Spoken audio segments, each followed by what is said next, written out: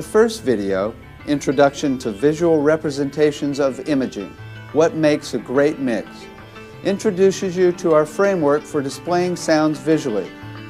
We'll map out how each piece of equipment in the control room affects imaging, the apparent placement of sounds between the speakers. We begin by mapping out the space between the speakers.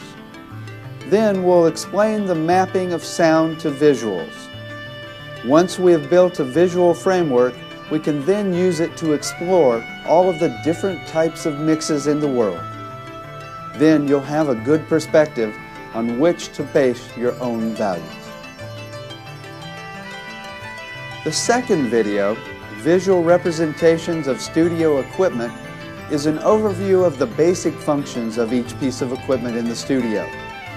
Using the visuals, we will explore some of the most basic functions of reverb, delays, flanging, choruses, compression, and noise gates. Doing this serves a couple of purposes. First, you learn the basic functions of the equipment. Second, you get to know the details of mapping of audio functions to visuals, so that when we show mixes in real time, you can see them in more detail. Also, this will make it easier to explain subtle details in mixes. Now that we have visually mapped out all the equipment in the studio, in the third video, Musical Dynamics Created in the Control Room, we can now show how all of the equipment can be used together to create different styles of mixes. We can show the common structures of mixes used for different styles of music and different types of songs. Once you see all that can be done in the studio to create different types of mixes, it gives you a perspective on all the possibilities available.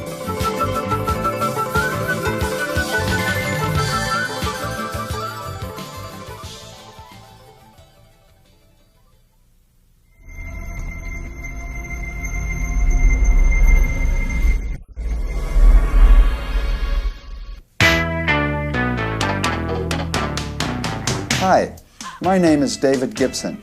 I know everything about recording. I've been doing it since the beginning of time. Of course, this isn't true. No one knows everything about recording, because every session, every project is a completely new experience. It's kind of like life. You never know what you're going to get. We can only do the best with each situation. And who knows what the best is? There's no God of recording out there grading us. Therefore, I'm not here to tell you how to record a certain way. Each mix should be based on the song you're mixing. I'm not here to tell you how to mix like me. I'm here to help you to prepare yourself to handle the most unlikely type of situation possible. I'm not going to tell you the one way to mix. I want to show you different ways that people mix so you will have a choice. I'm here to help you do the most difficult job of all, to make art out of technology.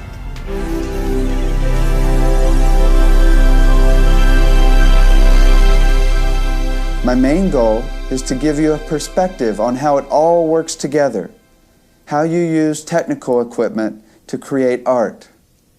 Then we will explore the different values that different people have for recording and mixing, different styles of music and song. Bass, come down!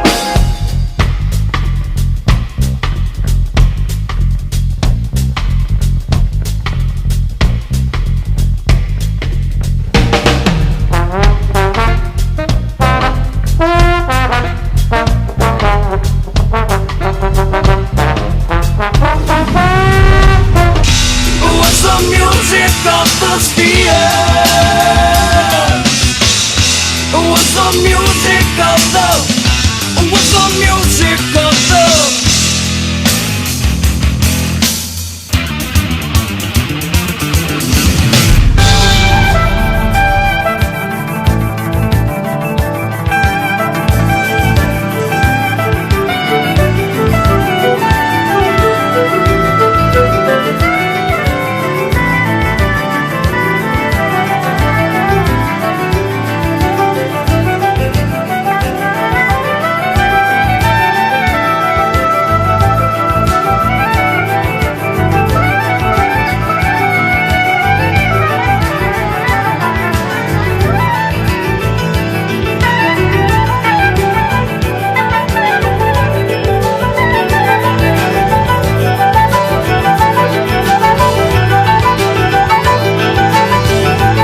This video is designed to teach you how to mix each and every style of music.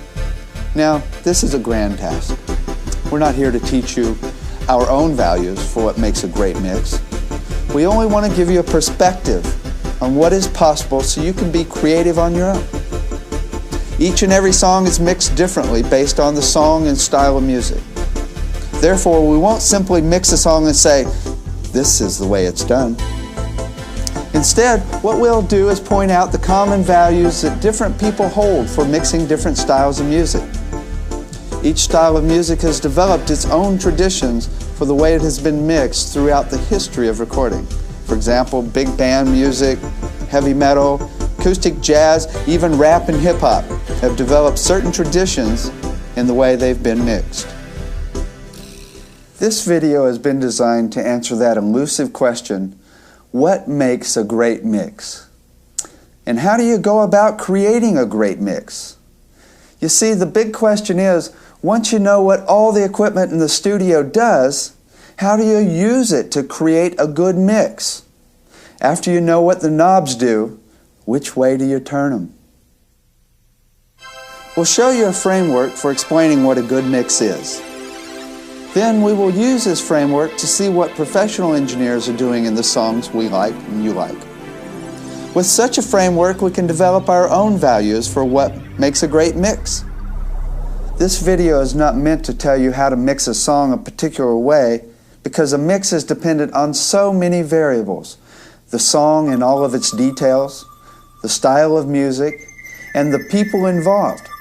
Instead, this video is designed to give you a structural framework which you can use to categorize all of the different structures of mixing. The structure of a mix. What a concept. Finally, someone's mapped out the underlying structure of what you can do in a mix. Wow, did you hear what he said? Yeah. You know, I know what I like, but I never know how to get it when I'm in the studio. I had a good mix once, but I can never remember how I did it. Check it out, man. I think he's on to something. The players know what's up, though, man. We know what's tight. Why can't we ever get it right in the studio, then? Perspective. Wonderful. Finally, a perspective on everything that goes into recording and mixing. Once you have this visual framework down, you can then begin to build your own perspective on how different songs are mixed. And once you start checking out the details of exactly what other engineers are doing, then you develop your own values as to what you like for each style of music. All values are valid. The only possible evil is having no values at all. We're not here to tell you you should mix things a certain way. We're here to help you develop and remember your own values. And we're here to do it visually, because visuals can help us to remember. What did he say? I forget.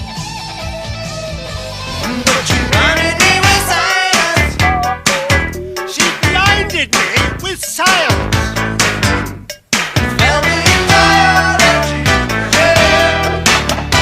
Yeah, bring on the visuals.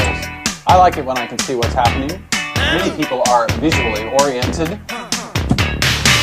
When I'm dancing close to her. Wow. The colors are great. This is the way learning should be. I can smell the chemicals. The picture is worth 1,000 sounds.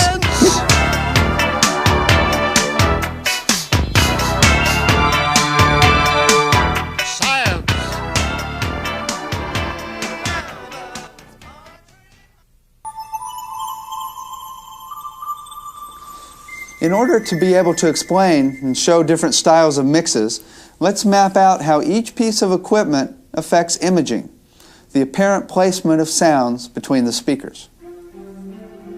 Just about everyone has experienced the perception of sounds in a stereo mix as coming out of one speaker or the other, or somewhere in between the speakers.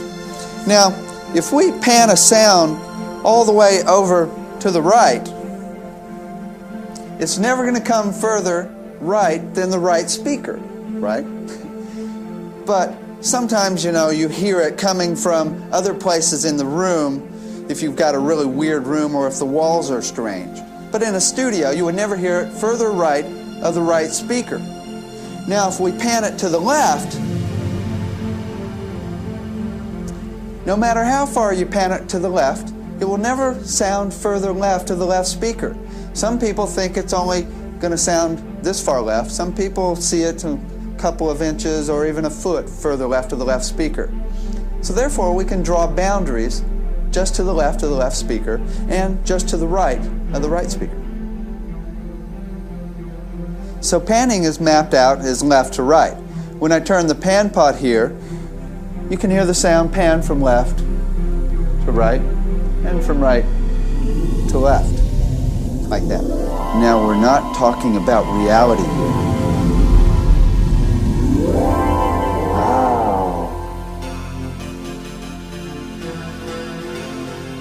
Now, we're not talking about reality here because, you see, there's actually no sound between the speakers. The reality is the sound comes out of the speakers in waves, travels through the molecules into the room, hits the walls in the room, and it also hits your ears and your body. This is one way we perceive sound. Another way we perceive sound is we imagine it to be between the speakers. This is called imaging. It's a figment of our imagination. You see, when we hear a sound between the speakers, there's no sound really there. The truth is, the same sound's just coming out of both speakers, and we imagine the sound to be between the speakers. It's just a figment of your imagination, like an audio-optical illusion.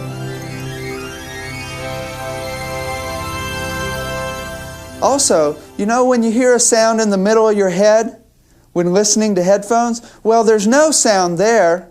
Your brain's there. Cool. Even if you are asleep, sounds still hit your body and it affects you. On the other hand, if you aren't paying attention to a mix or if you're off to the side of the speakers, you don't hear imaging. When you're asleep, imaging does not exist. In fact, they've done studies of people who don't hear imaging because of the shape of their ears or because of the shape of their minds. Imaging is a figment of our imagination. In fact, there is no imaging in the forest.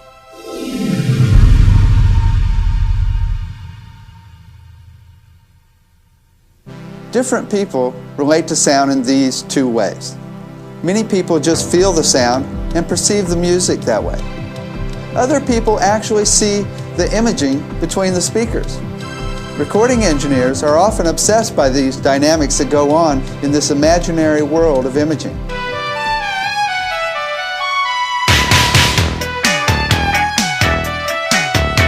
Good heavens, Miss Sakamoto, you're beautiful! Hey! I don't believe it! There she goes again! She's tied it up, but I can't find anything! All my tubes and wires, pebble nuts, dirty notions.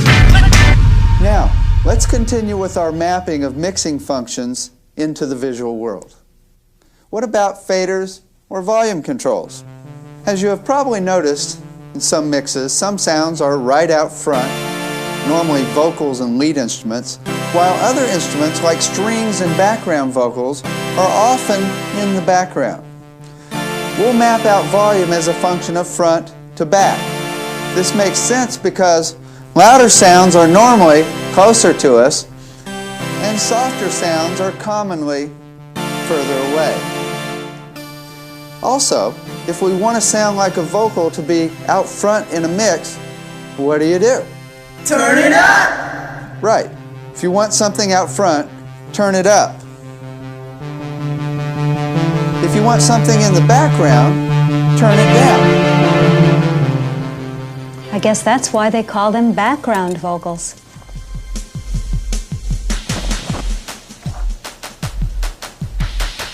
Although volume is the #1 function of front-to-back placement, there are other pieces of equipment or factors that make sound seem more upfront, such as compressor limiter, boosting EQ in the mid-range or high-frequency range, short delays of less than 30 milliseconds, that's fattening, and any effect that makes a sound unusual, so that it sticks out. On the other hand, reverb and long delay times tend to make sounds more distant. Well, distant thunder could be miles behind the speakers, right? However, this illusion is created from our past experience of thunder. Normally, we don't seem to hear sounds more than a short distance behind the speakers. Normally, background vocals and strings are only a few inches behind the speakers, right? Well, check it out around your own speakers. Different people do disagree as to how far behind the speakers they hear the sounds. Who am I to say your imagination sucks?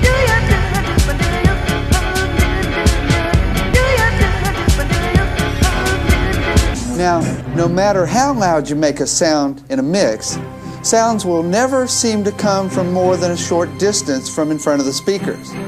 No matter how loud you turn up the sounds will never come from here, and sounds will never come from behind you. Unless you have a 3D sound processor. Yeah, but that's a whole nother world and video. This distance we imagine a sound to be in front of or behind the speakers is based on a couple of factors. First, the larger the speaker, the further in front the sound appears to be. Small studio speakers about 6 inches, a huge PA that's about 10 feet, or a boombox is just 2 or 3 inches. The second factor that determines the difference in the way people perceive the limits of imaging from front to back has to do with the fact that some people have a more active imagination than others.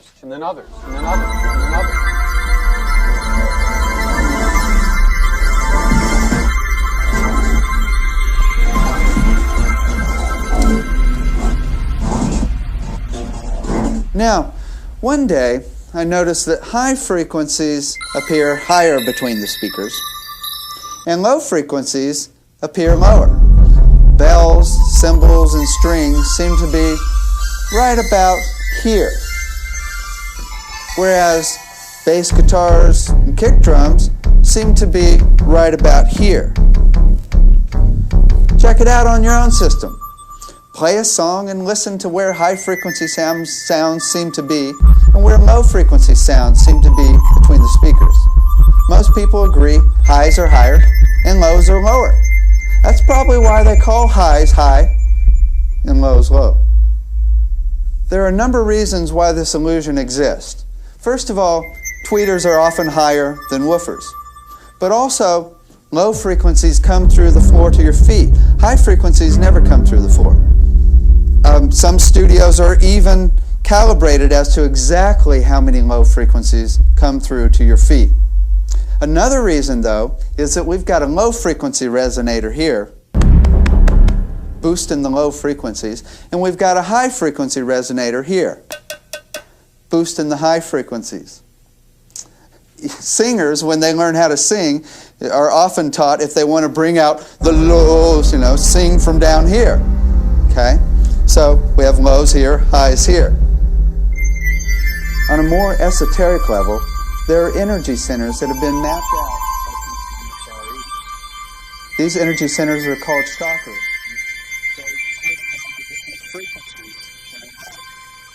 At the base of our spine, they say it's 40 hertz. Around here is maybe around 800 hertz, 1,000 hertz, 5,000. Well, I don't know how to say whether this is real or not, but at any rate, it helps explain why we very likely have low frequencies and lows. Regardless of why it happens, the truth of the matter is that high frequencies do seem to appear higher between the speakers than low frequencies. Therefore, we'll put the high frequencies up high, and we'll put the low frequencies down low in all of our visuals.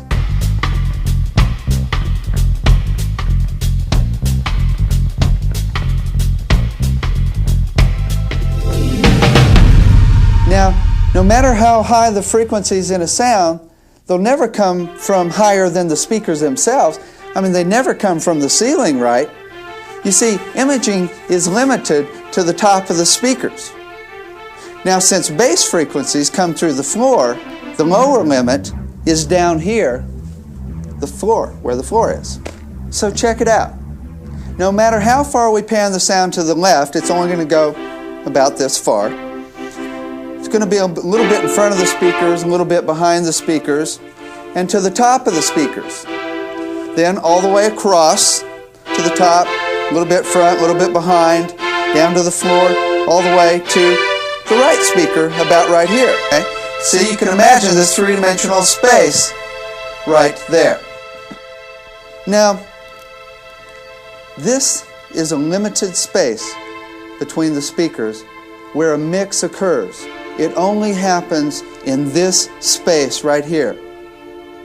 Therefore, if you have a whole lot of instruments, it's going to be crowded. Say you got a 100-piece orchestra. You put 100 instruments between these speakers and there's hardly any room, so it's hard to differentiate between every single sound. Whereas you put 3 violins between the speakers and you can hear every one completely separate from each other, because there's only so much space between the speakers here where you can create a mix. Therefore, the whole issue becomes that of crowd control.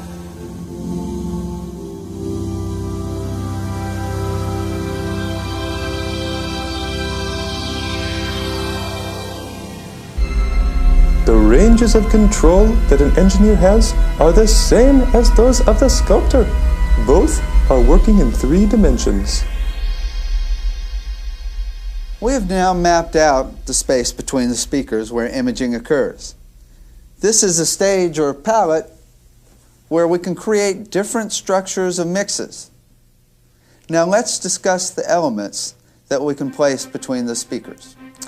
Years ago, I started out with a dot on my Macintosh in the program Mac Paint. I figured if I moved the dot left and right, it was like panning.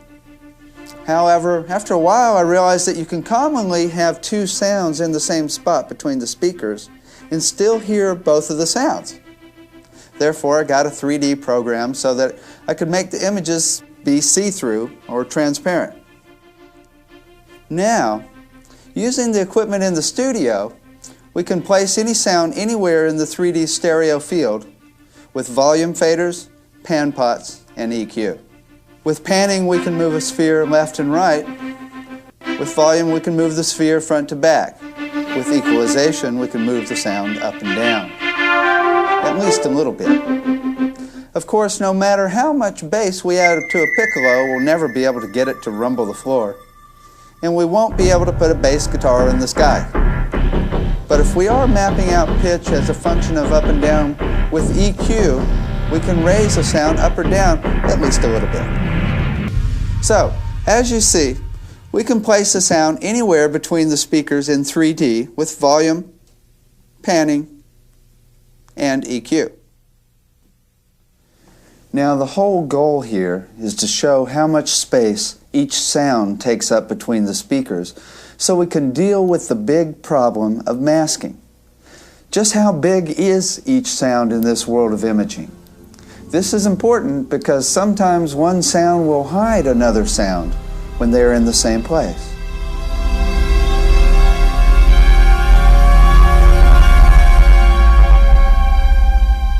Therefore, if this is a limited space between the speakers, we need to know how big each member of the crowd is, right?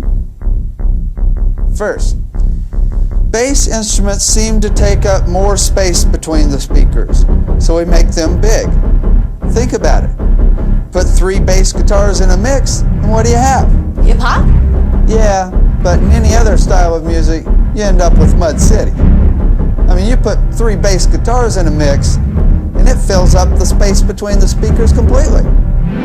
On the other hand, put 10 bells in a mix, and even if they're all playing at the same time, you can hear every single one individually.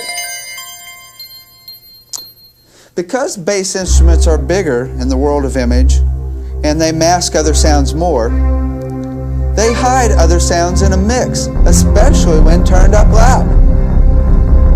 Also, louder sounds will appear larger because of perspective.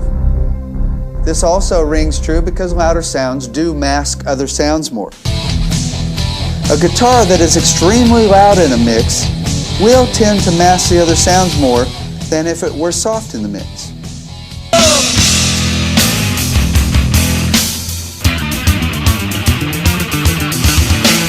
Besides round spheres, we also have oblong spheres. This is an unusual effect that happens when we put a delay on a sound less than 30 milliseconds. 1,000 milliseconds equals 1 second. When you have a delay longer than 30 milliseconds, you hear an echo, like this. However, when you have a delay less than 30 milliseconds, our ear is not quick enough to hear the difference between the two sounds, so we only hear one sound, one fat sound. When you place the original signal in the left speaker, then put the delayed signal in the right speaker, it's as if it stretches the sound between the speakers. It doesn't put the sound in a room like reverb, it just makes it omnipresent between the speakers. Just as volume, panning, and EQ can be used to place and move spheres, we also have control over the placement of this line of sound created by fattening. We can place the line anywhere from left to right using pan pots, up front or in the back using volume, or even move it up or down a little bit with EQ. When we place reverb in a mix, we are placing the sound of a room in the space between the speakers. A room, being three-dimensional, is shown as a three-dimensional see-through cube between the speakers. Again, with reverb, we can place it anywhere in the 3D stereo field using panning,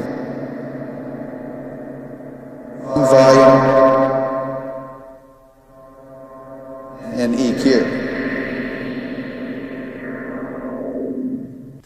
We now have defined and visualized the basic tools that an engineer uses to sculpt this three-dimensional space between the speakers, spheres, lines, and rooms. With them, the engineer can design a wide range of structures ranging from sparse mixes to full mixes, to asymmetrical mixes, to symmetrical mixes, to a mix with a lot of movement.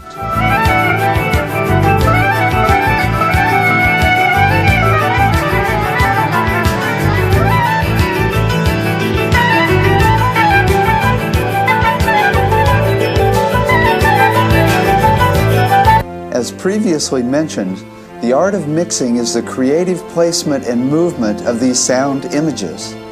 Just as a musician needs to explore and become thoroughly familiar with all of the possibilities of his or her instrument, so must an engineer be aware of all possible musical dynamics that the equipment can create.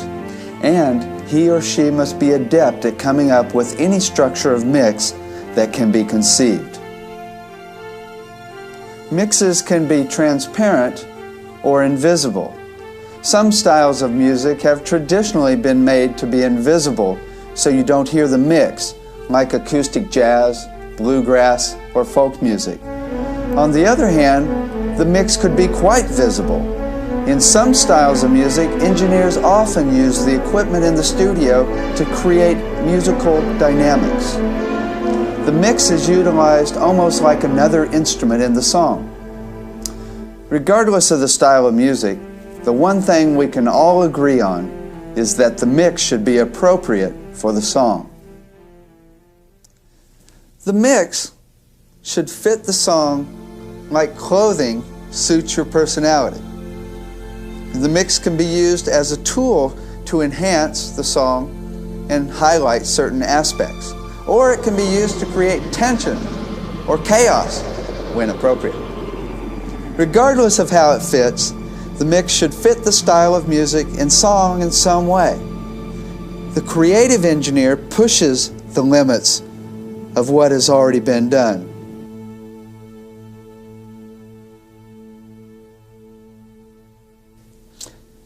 Now that we have defined the space between the speakers where imaging occurs, and now that we have outlined some of the basic parameters of sound visually, the big question is, what makes a great mix? And how do you obtain it? Well, in order to answer this question, we need to figure out what can be done in a mix in the first place. The first question is, what tools do we have to make different types of mixes?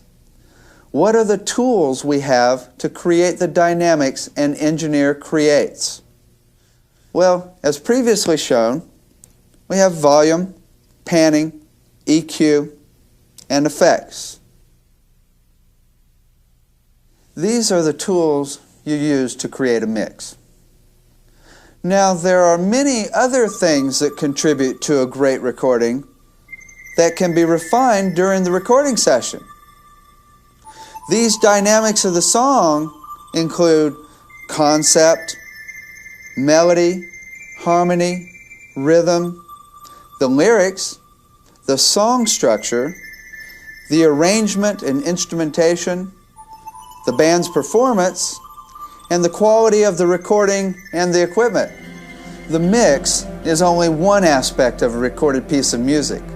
All of these other aspects must be at least okay at a basic level of good quality. The mix can be used to hide some of the weaker aspects, but there's only so much you can do. Tools are their best when they're invisible. Focus on the hammer, hit your finger. Look at the steering wheel, crash the car. Stare at the knobs, screw up the mix. Get lost in the equipment, so much for the art. You know what I mean. You can't see the forest through the trees. It is the music that counts, not the equipment. Learn your tools well, so you can get past them into the beauty of the music at hand. So what makes a great mix? You know, the bad mix. It's just happening. You feel it. It's there. Yeah. Well, I like a mix where things are overlapping and like once in a while some things just seem to bubble up and peek their heads through. I like a full perspective. I want to see small next to big, clarity next to fullness, emotion next to thought form. I want to see a full perspective. So what makes a great mix? When you play it anywhere, it sounds good. So when it's booming, it's all that. That's the one. A great mix is full of cool effects. Something happening every moment. It's true. One person's heavenly mix is another one's hell, and vice versa. It takes all types for the world to go around. You know what I mean? Yet, throughout all mixes, there are certain values that are commonly held. We don't like muddiness, at least not for too long. And we don't like too many irritating frequencies. Even punk rockers have their limits. And we like our highs, high frequencies that is. There are similar values that have come to be commonly accepted for each style of music. For example, in big band music,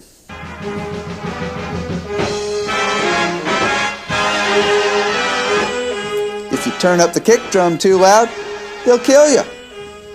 Likewise, if you don't turn up the kick drum really loud in heavy metal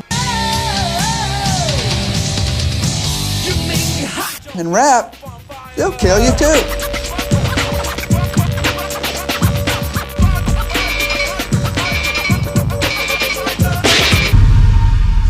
But still, within each style of music, there are people that have differing opinions as to how the mix should be. Some people do it the opposite of what is normal, just to be different. And about the only thing that anyone can agree on in this business is that the mix is appropriate for the style of music and appropriate for the song and all of its details. Just as the song dictates the mix, it is the personality of the entity that dictates the way it is clothed. It is the way that the equipment relates to the song that makes a great mix. The function of all this technical equipment is to enhance the music in some way. Songs have many dynamics in them, spanning the entire range of perception, from feelings and emotions to thought forms, physical reactions, visual imagery, spiritual connotations, and cultural connotations. There's a wide range of possible dynamics that music evokes in different people.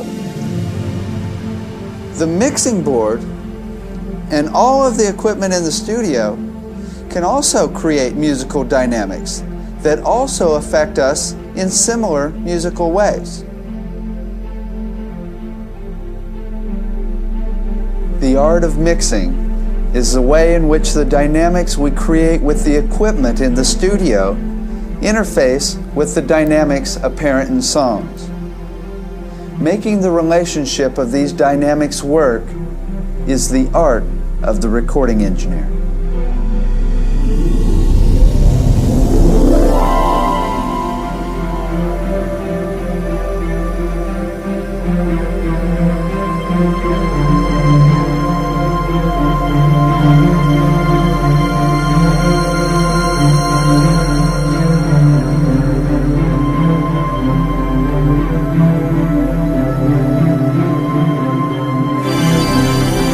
So it's all about relationships.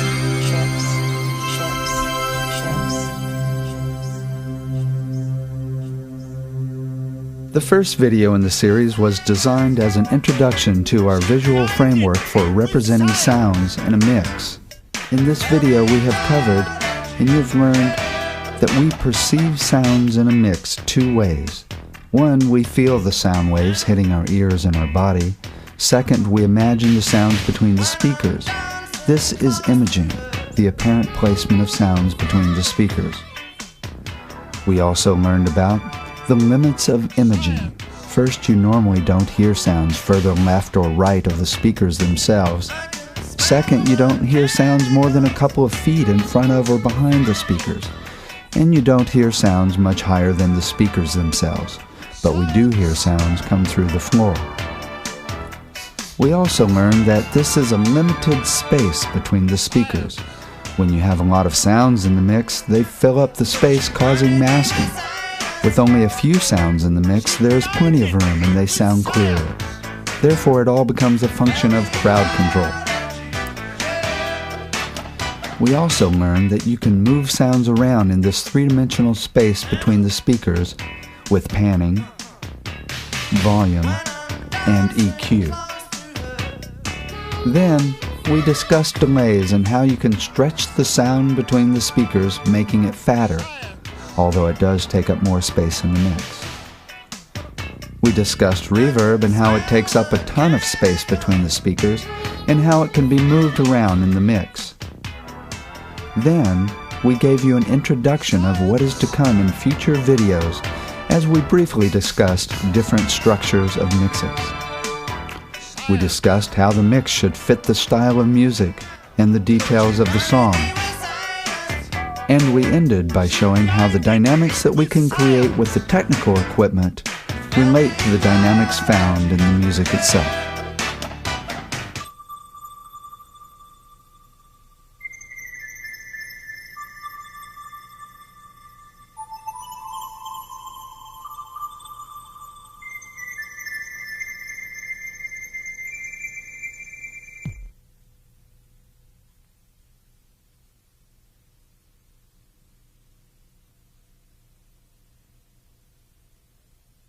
Hi there. It's important to understand the basic functions of each piece of equipment in the studio. But the thing that is really important is how all of the equipment works together to create different styles of mixes. That is, how all the equipment works together to create good mixes, rather, great mixes. We will then have a framework for the discussion of different values for different types of mixes. Then we can have some really good arguments. We'll actually have something to argue about. In this video, we will explain the basic functions of all of the equipment in the studio. Using visuals of sounds, we will explain the most common parameters found in each piece of equipment. This video is an introduction to the basic functions of equipment. The idea is to explain each piece of equipment visually, so that in the next video, we can use these visuals to show different types of mixes. We will go into more detail on each piece of equipment in future videos. In order to make the huge variety of studio equipment fathomable, let's categorize all of the equipment based on its function in the recording process. Sound creators create sound. These include acoustic to electric instruments, from vocals to synthesizer. Sound routers route sound from one place to another. Mixing boards route the signal to 4 places: the multitrack, the speakers, the headphones for the band out in the studio, and the effects so we can have a good time. Patch bays are just the back of everything in the studio next to each other. It's the back of the mix panels, the back of the multitrack ins and outs, back of the console ins and outs, and back of the effects ins and outs. It's the back of everything next to each other so we can use short cables to connect everything in the studio. Sound storers store sound. Tape players store digital or analog sound. Sequencers store MIDI information. Sound transducers are equipment that take one form of energy and change it into another form of energy. Microphones take mechanical energy or sound waves and change them into electrical energy. Speakers take electrical energy and change them into mechanical energy or sound waves. But it is sound manipulators that we are here for. This includes effects and processing that are used to change or add to a sound after it has been created. Now, there are only 3 components to sound: volume or amplitude, frequency, and time. That's all she wrote. Every single sound in the world can be described fully and completely by these 3 components. Therefore, every piece of equipment in the studio controls one or more of these 3 parameters. Here's a chart showing all the sound manipulators in the studio.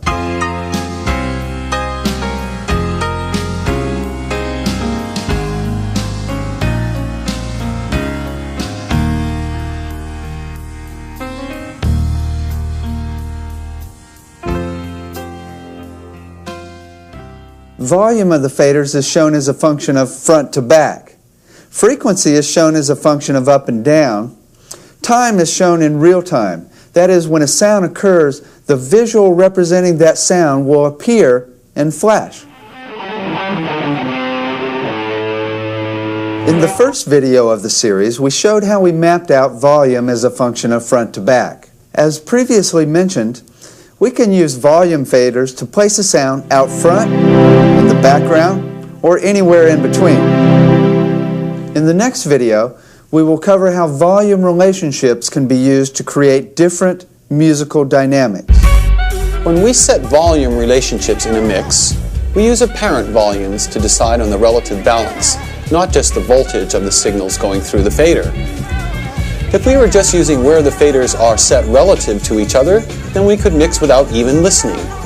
We could look at the faders and place them based on their relative placement, like this. When we raise the faders on the board, we are changing the voltage of the signal being sent to the amp, which boosts the wattage, which then sends more power to the speakers, which create more sound pressure level in the air that our ears hear. However, there's more to it than that. The other main thing that affects apparent volume is the waveform of the sound itself. For example, A chainsaw will sound louder than a flute when they're both exactly the same volume on the VU meters. A screaming electric guitar sounds louder than a clean guitar sound, even if they're both at exactly the same volume. So when you see sounds represented by spheres between the speakers, you're seeing the apparent volume of a sound. This is what we use to mix with. This is what we use to set volume relationships. You don't look at the faders, you listen for the relative volumes. Bass, come down.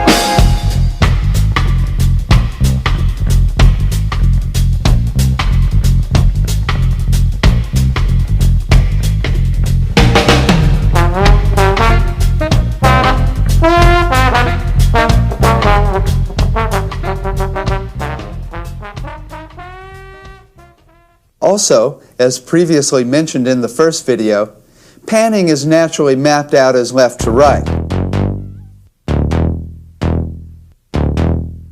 If we think of the space between the speakers as a palette on which to place instruments left to right, we are free to pan as we please. However, particular styles of music seem to have developed a tradition for placement of particular instruments left to right in the stereo field. Obviously, movement of a pan pot during a mix creates an especially effective dynamic. We will discuss the common ways that panning is used to create musical dynamics in the next video.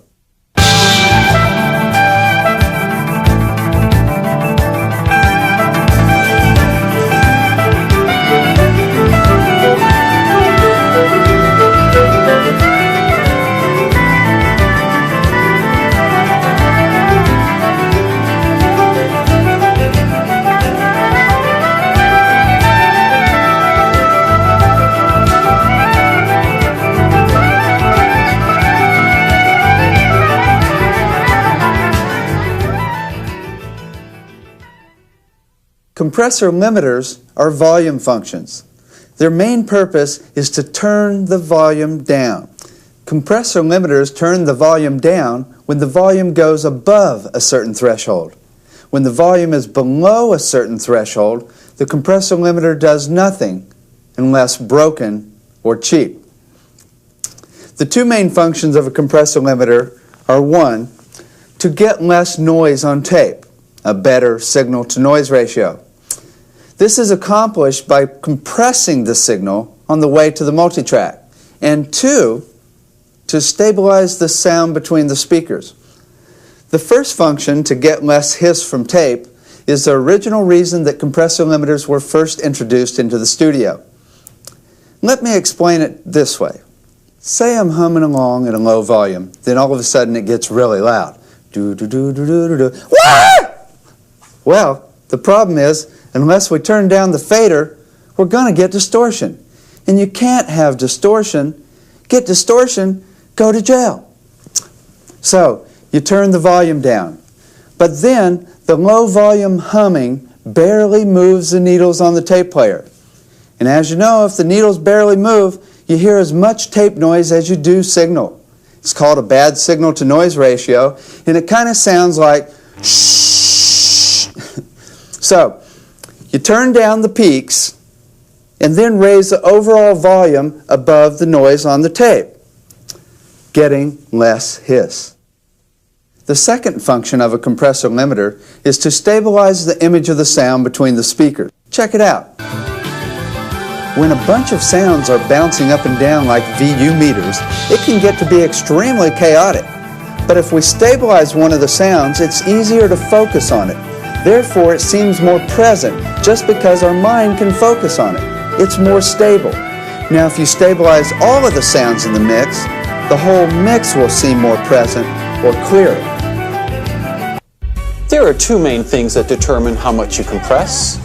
The more instruments and the more notes you have in a mix, the more you compress because the mix gets too chaotic or busy. The second thing that determines the amount of compression is the style of music. Certain types of music, such as pop, are commonly more compressed. Now, after you stabilize the sound between the speakers, if you then turn up the overall volume, you can put the whole sound right in your face. This is commonly done in radio and TV commercials, which makes it sound louder, making it jump out and grab your attention. This might be annoying in radio and TV commercials, but it's great for a lead guitar or other lead instrument. If you want a lead sound right in your face, compress the hell out of it and turn it up. It also works when putting sounds in the background. The problem is that low volume sounds can easily be lost in the mix. They can be masked by other sounds in the mix, especially if the volume of the sound fluctuates. Let me demonstrate. If you have a sound in the background, sometimes you can't quite hear it that well, especially if it fades out. But then it comes back in sometimes, you hear the sound, then other times it goes out, the sound. But if you compress it, you can hear every word they're saying, even if you're whispering, and it never fades out. If you don't compress it, sometimes you really don't know what they're talking about. Other times, you really do know what they're talking about. So you see, if you have a low volume sound and you put it in the background, if you compress the hell out of it, you can set it down low and still never lose it in the mix. It's always there because it's stable. There are two main knobs on compressor limiters, commonly called threshold and ratio. Visuals are especially effective in explaining what threshold and ratio do. If volume is shown as a function of front to back, the sphere is bouncing back and forth like a VU meter. It will then come out and smash into the threshold and stop if it's a limiter. The difference between a compressor and a limiter is that a limiter stops the volume from getting any louder than the threshold itself.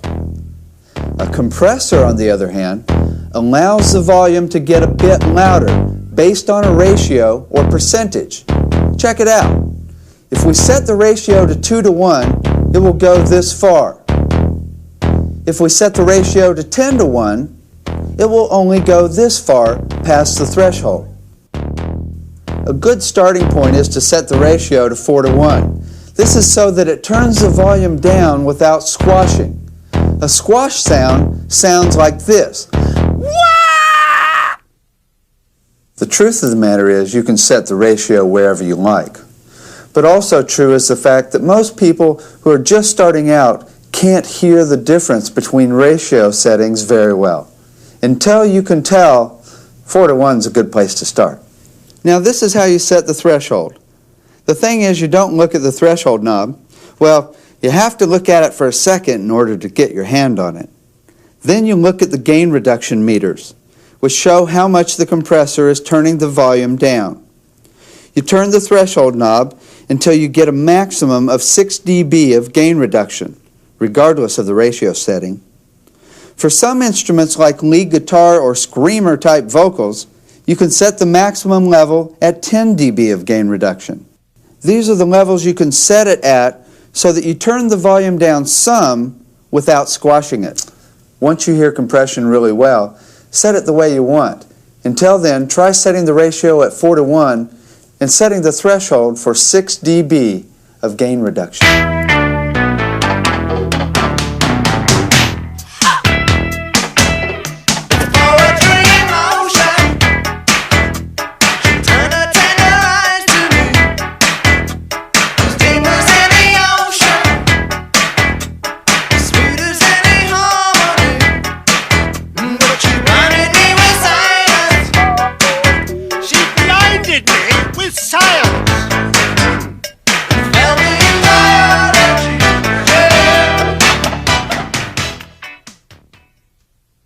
Like compressor limiters, the function of a noise gate is to turn the volume down. Therefore, compressor limiters and noise gates are often packaged together in one box. The difference is that noise gates turn the volume down when the volume falls below the threshold. Noise gates have three main functions: to get rid of noise, to get rid of bleed, and to shorten the duration of a sound. One function of a noise gate is to put it on a guitar amp to get rid of amp noise when the guitar is not playing. You know, if you set a guitar amp up with major distortion and turn it up to 11, the The amp makes a really loud when it's not being played. If a song were to end with a guitar solo, it might sound like this.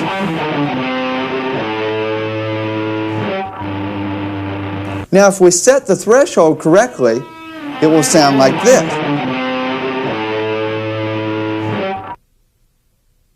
This is especially helpful in the middle of the song so you don't hear the amp noise. The threshold of the noise gate is set so that as soon as the volume fades enough to hear the amp noise, it gets cut off. Be careful, of course, not to cut off any of the guitar sound. Another common use of a noise gate is to get rid of bleed from other instruments in the room. Gates can be especially effective on drums to isolate each drum. And it's especially important on a snare when you got a lot of reverb on the snare. Check it out.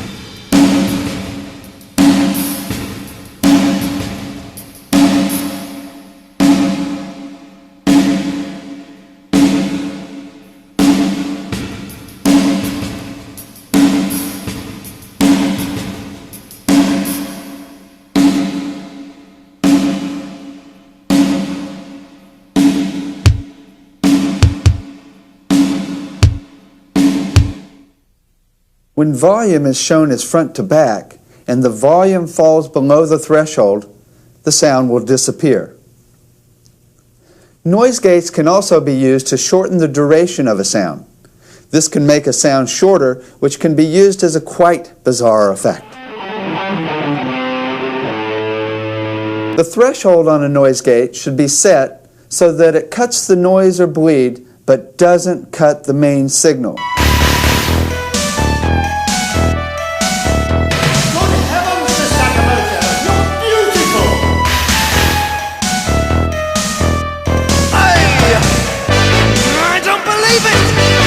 She goes again! She's tied it up, I can't find anything! All my tubes and wires, careful notes! Magic waiting oceans, but poetry in motion! When she turned her eyes to me. Before we continue, I should remind you that we're just giving an overview of the functions of each piece of equipment in the studio at this point. The idea is to explain each piece of equipment visually so that in the next video we can use these visuals to show different types of mixes. We'll then go into more detail on each piece of equipment in future videos. As you can well guess, we could do a whole video on EQ alone, and we will. We'll begin our discussion of EQ by covering the differences between types of equalizers. Next, we'll explore all of the different frequency ranges between 20 and 20,000 hertz. What about the other ones? The higher ones? EQ is a change in the volume of specific frequency ranges of a sound. It's the same as the tone controls on a normal stereo, bass and treble. Now, there are three main types of EQ found in the studio: graphics, parametrics, and roll-offs. High-pass and low-pass filters. You all know what a graphic EQ looks like. It has a volume control for each frequency. You can turn a frequency up or down using the volume sliders. Visually, we'll show frequency as a function of up and down, so we have low to high frequencies here. We're showing the volume of a particular frequency as the brightness in that band. For example, if you turned up the highs around 5,000 hertz, you would see it get brighter in that frequency range like this.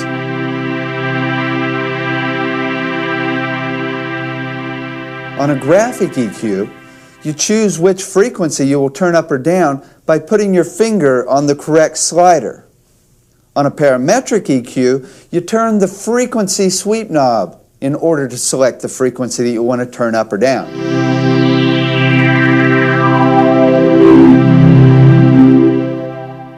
Besides a sweep knob, a parametric also has a bandwidth knob, which controls the range of frequencies that are to be turned up or down. On a graphic EQ, when you choose a particular frequency to turn up or down, you're actually turning up or down a range of frequencies preset by the manufacturer. Engineers, being the control freaks they are, want to be able to control the range of frequencies they are turning up or down. With a parametric, the bandwidth knob gives you this control over how wide the frequency range is. The knob's usually called Q because they couldn't get the word bandwidth on the knob. A thin bandwidth is normally labeled with a peak, whereas a wide bandwidth is often labeled with a hump. Sometimes ranges of musical octaves are also used. For example, 3/10 of an octave to 3 octaves. The obvious advantage of a parametric is the control you have over the bandwidth. If a parametric doesn't have a bandwidth knob, it isn't a full parametric, unless you're a salesperson in a music store. These days, many manufacturers are using the term parametric to refer to a paragraphic or semi-parametric which has no bandwidth control. Those bandwidth controls are expensive. Roll-offs roll off low or high frequencies. They are commonly found on major consoles as high-pass and low-pass filters and on smaller consoles as switches. A high-pass filter rolls off the low frequencies and does nothing to the highs. It passes them. It only rolls off the lows. This is especially helpful to get rid of low-frequency sounds such as trains, planes, trucks, air conditioners, earthquakes, or bleed from bass guitar or kick drum, and serious foot stomping. Low-pass filters roll off high frequencies like this. These are especially helpful for getting rid of hiss. Roll-offs can often be found on microphones and smaller mixing consoles like Mackie and Soundcraft as switches that simply roll off lows when the switch is engaged.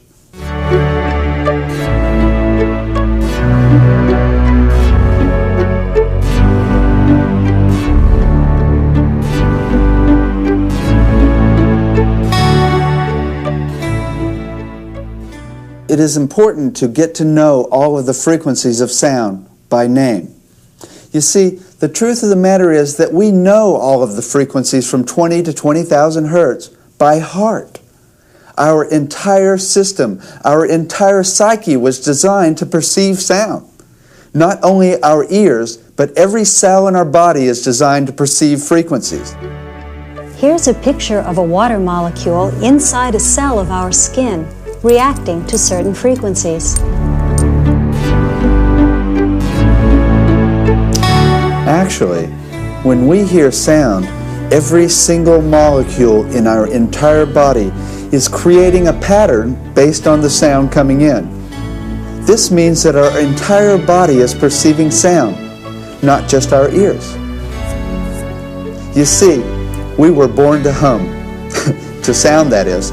Our entire body and being was created to perceive sound. Therefore, we all know every single frequency by heart. We've been checking them all out since the womb. We know all frequencies and pitches intimately. The trick is to learn their names.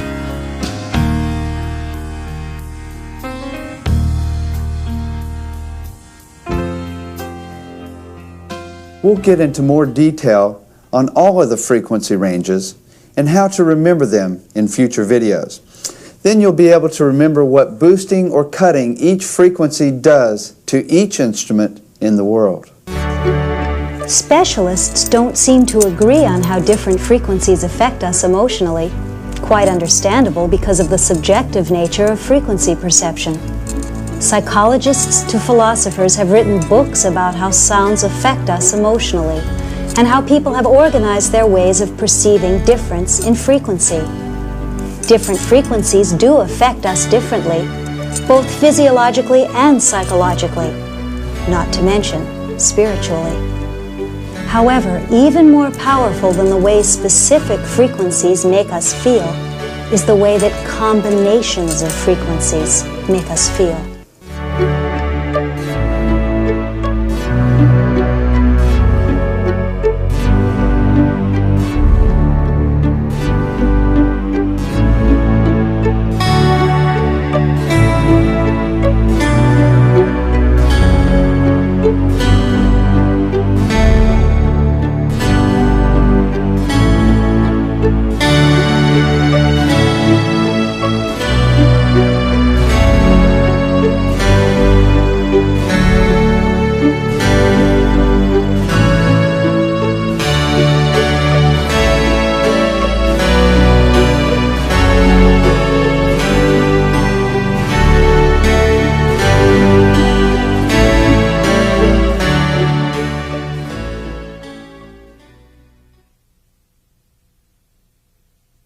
The truth of the matter is that each and every sound, except a pure tone, is made up of a combination of tones of different frequencies and different volumes. These harmonics or overtones account for the differences in why one sound sounds different from another, a sound's timbre. Different sounds have different harmonics in them, and more or less harmonics as well. The interesting thing about harmonics is that they are all mathematical multiples of each other, and each individual harmonic is a pure tone. Therefore, when we raise or lower the volume of one frequency or another, we're actually raising or lowering the volume of one or more of the harmonics in the sound. This accounts for why each sound responds to EQ differently. Once in the mix, sounds should be EQ'd so that they work well with each other. Sounds can be made to sound more similar to each other or more dissimilar. A lead instrument might be made to be more cutting and abrasive so it really grabs attention. An instrument might be given extra bass to make the song more danceable or just to excite the rap listener.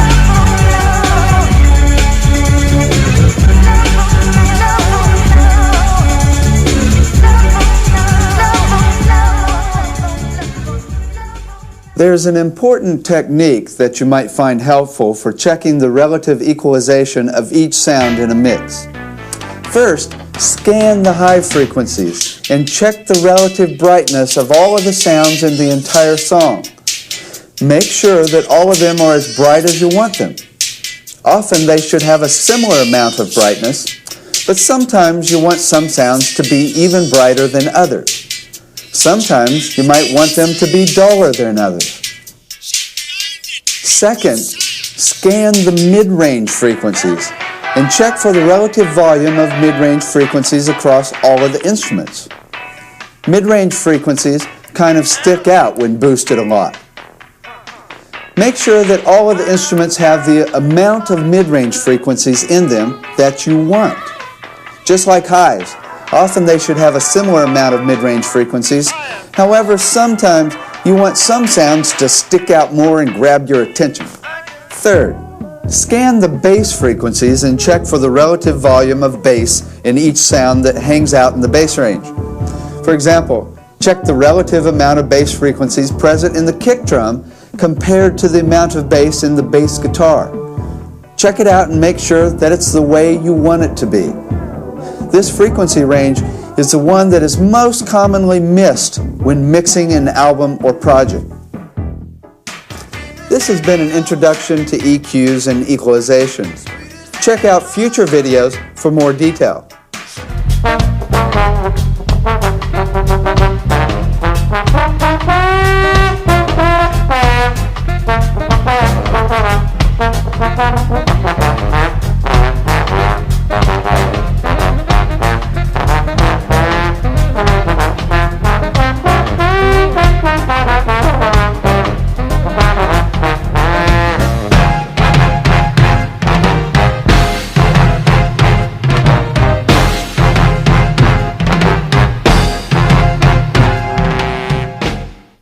A delay stores a sound on a chip and then plays it back at whatever time you like.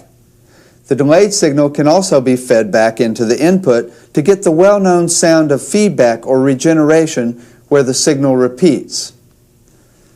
Just as you need to learn the details of the frequency spectrum, you must also get to know how each delay time feels. It's the type of feeling or emotion that different delay time ranges evoke that you use to remember differences in delay times. We can also use the relationship between delay time and distance in the studio to help us to get to know different delay times. Sound travels close to 1 foot per millisecond. 1,000 milliseconds equals 1 second. That means for every 1 foot in the studio, you're adding 1 millisecond of delay time. Therefore, it's very easy to hear a delay between two mics set at different distances. We can show how different delay times look quite clearly. Here is 500 milliseconds. Here is 100 milliseconds of delay time. Here's 40 milliseconds. Now, when we have a delay time less than 30 milliseconds, an unusual thing happens. Our ear and brain are not quick enough to hear two sounds. Our ear perceives this quick of a delay time as one fat sound. This effect is one of the most important and useful for a recording engineer. Any instrument can be made into stereo with fattening. It can be used to fill out a mix so as to make it sound fuller. It can be used to make an otherwise wimpy sound fatter, fuller, and bigger. It can also make a sound more present so that it can be turned down in the mix but still be discernible. Now, if we pan the original dry signal to one side and the delay to the other side, the sound seems to be stretched between the speakers like this. Now, if we add feedback to a sound, the sound repeats itself like this. What's happening is the output of the delay, the echo, is being fed back into the input of the delay to be repeated again. Adding a delay to a sound is the same as adding another sound or instrument to the mix. Therefore, it will always tend to make the mix seem fuller because there are more sounds to occupy the limited space between the speakers. You normally add delays to a mix only if you have room for them. Therefore, you wouldn't add delays to a very busy mix with a lot of instruments and a lot of notes. The exception would be heavy metal, alternative rock, and some new age music. These styles of music are commonly mixed to create a wall of sound. Therefore, to add another sound to fill this space can be just awesome. Yeah, Phil Spector. Yeah, he created that wall of sound type mix. Rules. When the delay time is long enough to hear two sounds, then the delayed signal can be treated just like another track, another sound. Therefore, the volume and panning can be set any way that you see fit. As sweet as any harmony, but you blinded me with science, and failed me in biology. Yeah. If you set the delay time for less than 30 milliseconds and crank up the feedback, you get an effect called tubing. Totally tubular. If you then change the delay time, you get an effect that sounds like this. If we set a clock to change the delay time on its own, we get the effect commonly called flanging. Notice that as the delay time gets shorter, the pitch seems to rise. As the delay time gets longer, the pitch seems to fall. Now, if we set the width or depth so that the sweep of the delay time is not so wide like this, then we have the effect commonly called chorusing. It's poetry in motion. She turned her tender eyes to me, as deep as any ocean, as sweet as any harmony, but you blinded me with science, and failed me in biology. Yeah. If we set the delay time so that we are only sweeping between 0 and 1 milliseconds, we have the effect commonly called phasing. It's poetry in motion.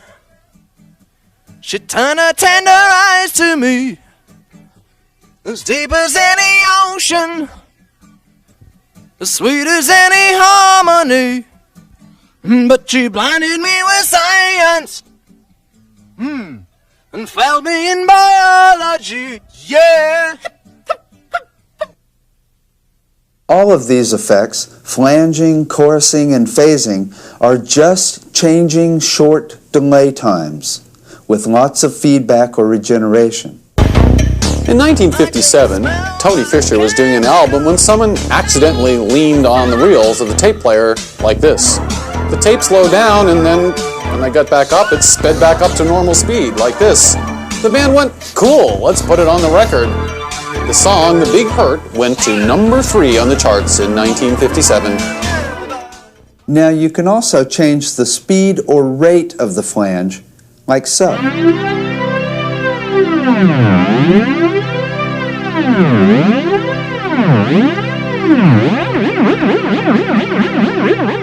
You could set the rate of the sweep to the tempo of the song,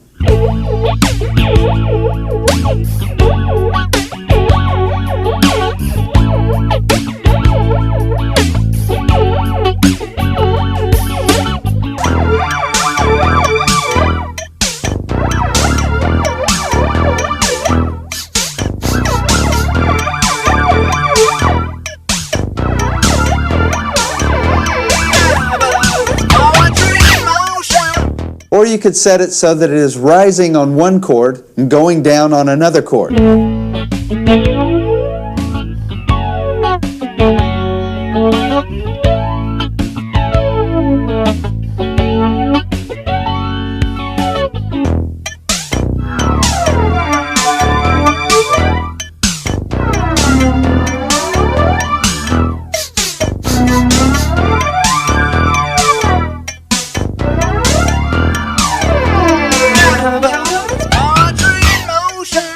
Or you could even set it so that it rises on the first half of the verse and falls on the second half of the verse. Flanging is commonly used to create a more spacey type of mood in the mix, sometimes used to create an otherworldly effect. It's great for the underwater type of effect. Chorusing is commonly used to simulate the effect that you get when you have a chorus of people or a chorus of instruments. Phasing is a very subtle effect, so subtle that it's the kind of effect that when used at Grateful Dead concerts, the crowd often wonders if the effect is actually coming from inside their head. I thought it was inside my head. Each of these effects can be panned in various ways, like this.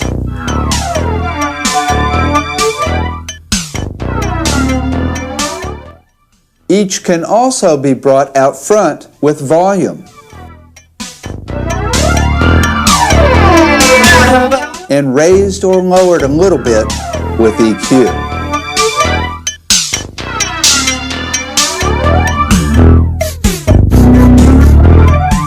We'll explore more details about these effects in future videos, including how they are commonly used in mixes for different styles of music.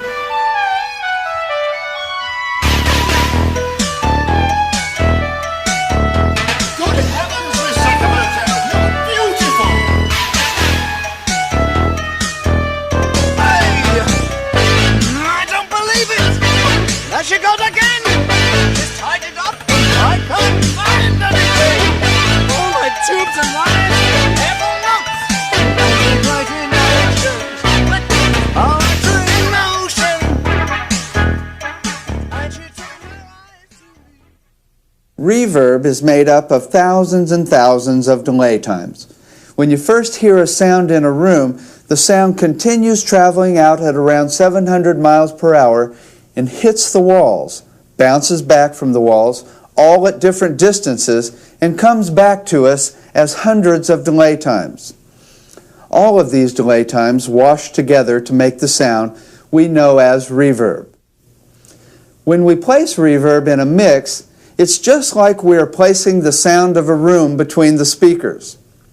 Therefore, we'll show reverb visually as a room or cube between the speakers.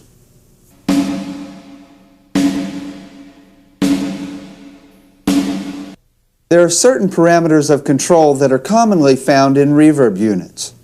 First, you can change the type of room.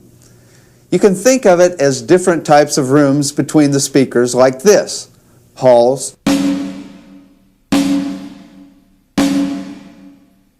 rooms,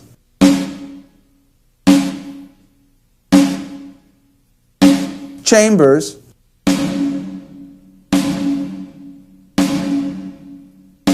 and plate reverbs.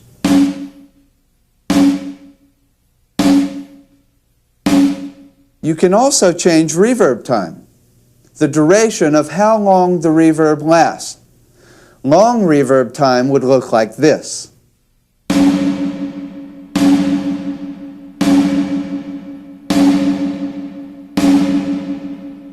A A short reverb time would look like this.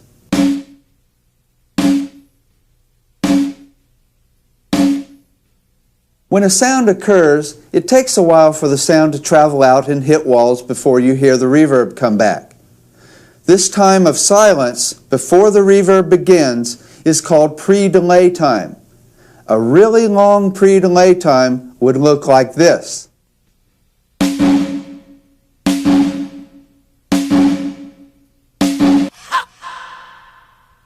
It's poetry in motion. She turned her tender eyes to me, as deep as any ocean, as sweet as any harmony.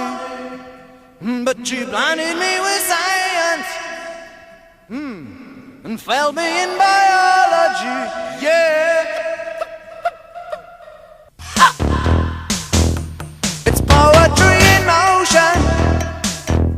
She turned her tender eyes to me, as deep as any ocean, as sweet as any harmony. But she blinded me with science,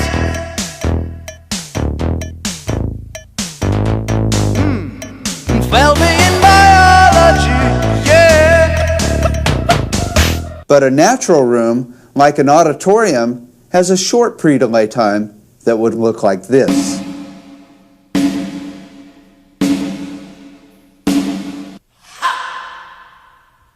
It's poetry in motion. She turned her tender eyes to me, as deep as any ocean, as sweet as any harmony. But she blinded me with science, and failed me in biology. Yeah. Another setting of reverb is the envelope. That is, how the reverb changes its volume over time. Normal reverb has an envelope that looks like this.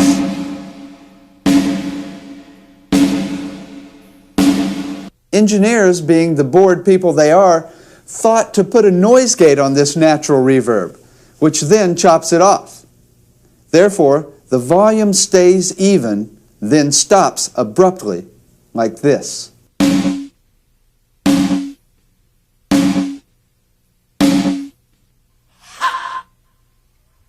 It's poetry in motion.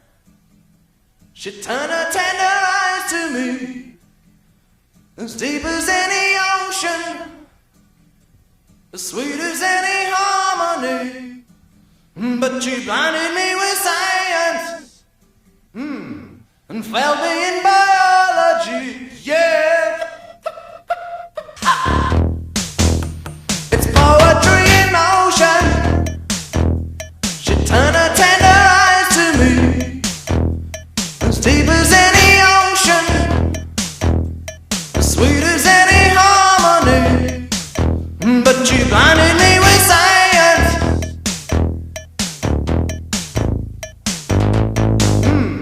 and failed me in biology. Yeah. Now, if we were to take the envelope of normal reverb and turn it around backwards, the volume of the reverb would rise, then stop abruptly, like this.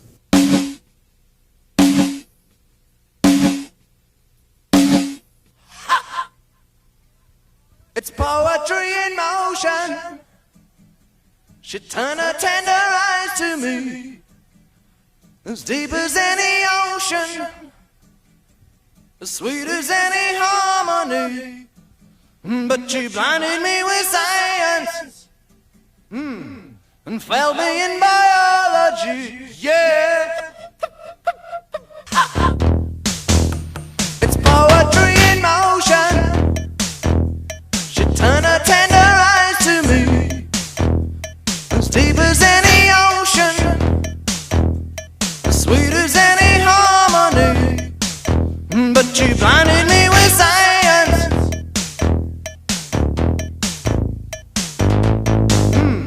and failed me in biology.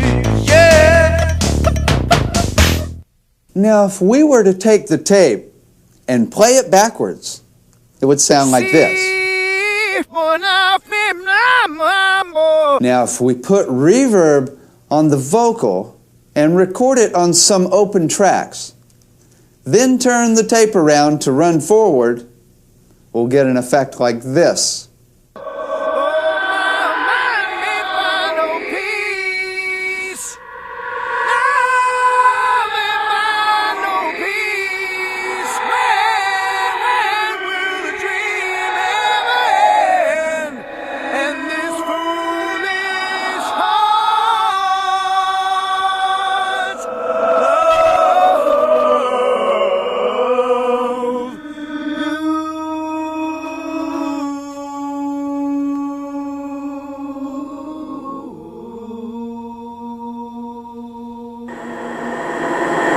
That.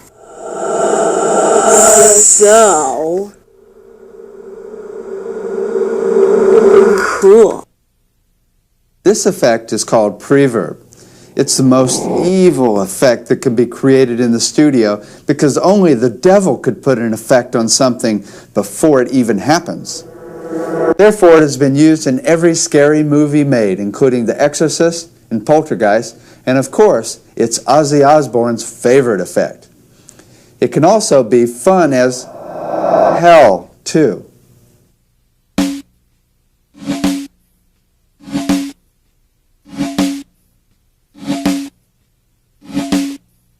One of reverb's main functions is to connect sounds in a mix and fill in the space between the speakers, like this. When she turned her eyes to me, as deep as any ocean, and sweet as any harmony. She's blinding me with science.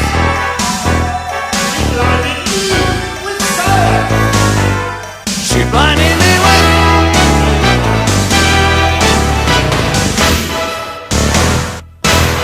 Like any sound, reverb can be panned in various ways, like this. Reverb can also be brought out front with volume, or placed in the background by turning down the volume. And it can be raised or lowered a little bit with EQ.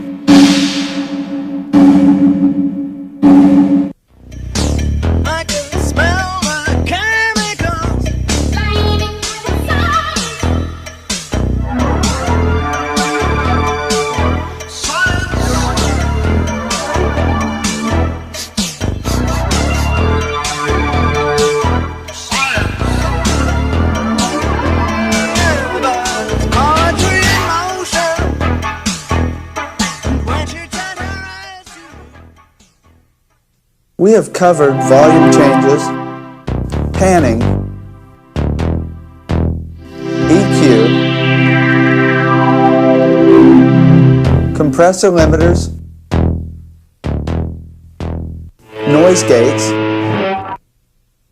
delays, flanging, phasing, As deep as any ocean, chorusing, it's poetry in motion. and reverb.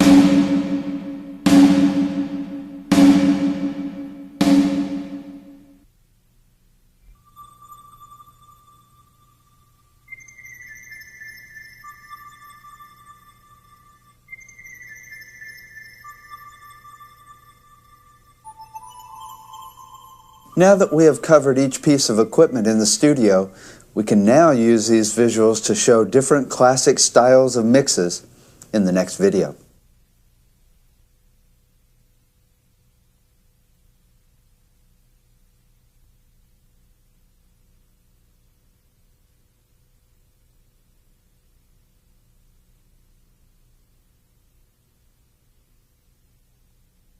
Hi, in this videotape, we're going to get down to business. We'll use the visual framework that we've outlined in the first two videos to explain how to create different styles of mixes. This is mixing theory. Plato and all those Greek dudes wrote myriads of books on a wide range of art forms, including music theory. Mixing, on the other hand, is a new art form. You could say it's still in its adolescent form. You see, we've only had stereo for about 30 years. We have a lot of books that explain what all the equipment in the studio does, but there are virtually no books that try to explain the aesthetic side of what makes a great mix. Hardly anybody has tried to even approach the whole world of artistic values, perhaps because it's so fraught with different people's values. The normal process for learning to make a great mix is through experience with recording each style of music. First, you learn the tools and how they're used in each style of music. But you might have gotten to the point where you begin to wonder why your mixes don't sound like CDs. And you know professional engineers are getting great mixes every time. Certain professional engineers command extremely large fees because they are capable of coming up with something that most people perceive as great every time. So what is it they're doing? It isn't magic. They're doing some very specific things. Now that we have a framework for explaining what is done in a mix, we can now explore these things that engineers are doing to make such great mixes. This video is designed to help you discover these high-level values that major engineers have. Because you see, once you understand what these other guys are doing, you get a good perspective on what can be done. Then you can do whatever the hell you want, based on your own values. In order to determine what makes a great mix, we must first determine what you can do in a mix as opposed to what you can do during the recording session. There are a wide range of aspects that contribute to a good recording besides the mix. The mix is only one of a number of aspects. If any one of these components isn't happening, then it will stick out like a sore thumb and say, "Mix sucks." The professional engineer will often help the band refine all of these aspects during the session. We'll cover how to refine each of these components later on in aspects of a recorded piece of music. The mix is only one of all of these components. There are 4 types of tools that you can use in a mix to create all the different styles of mixes in the world. The tools are volume faders, pan pots, equalization, and effects. The question is, what can we do with these tools? As mentioned in the previous video, the equipment in the studio, the art of mixing is the way in which the dynamics we create with the equipment in the studio interface with the dynamics apparent in music and songs. So what are the dynamics in the music?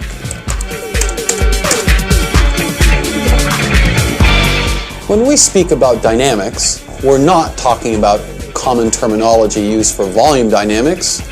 We're not talking about changes in loudness. We are talking about changes in intensity, musical dynamics, any type of change in the music that causes a change in a person. Well, the dynamics in the music are as different as people are. That which comes from music is as varied as life itself. Some people feel very strong emotions when they hear some types of music. Probably the most common dynamic that people see in music is simply up or down.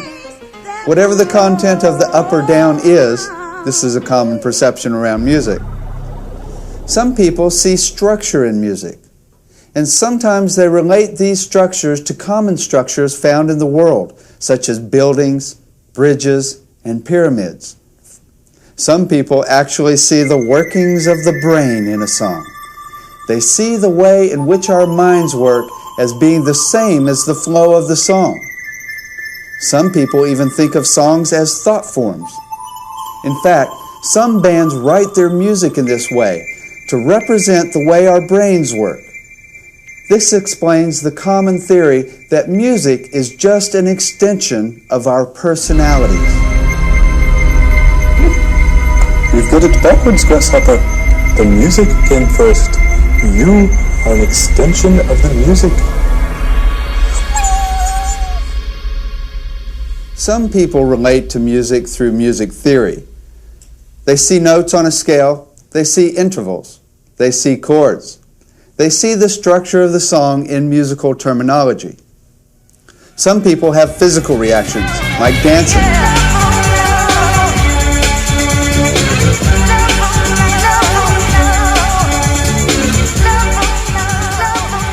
Not only does music move us physically, but there's also a whole world of music therapy based on the healing vibrations of sound.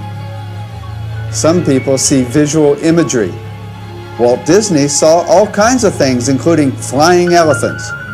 Just check out MTV to see a whole nother world of visual imagery. You might say, I see bubbles.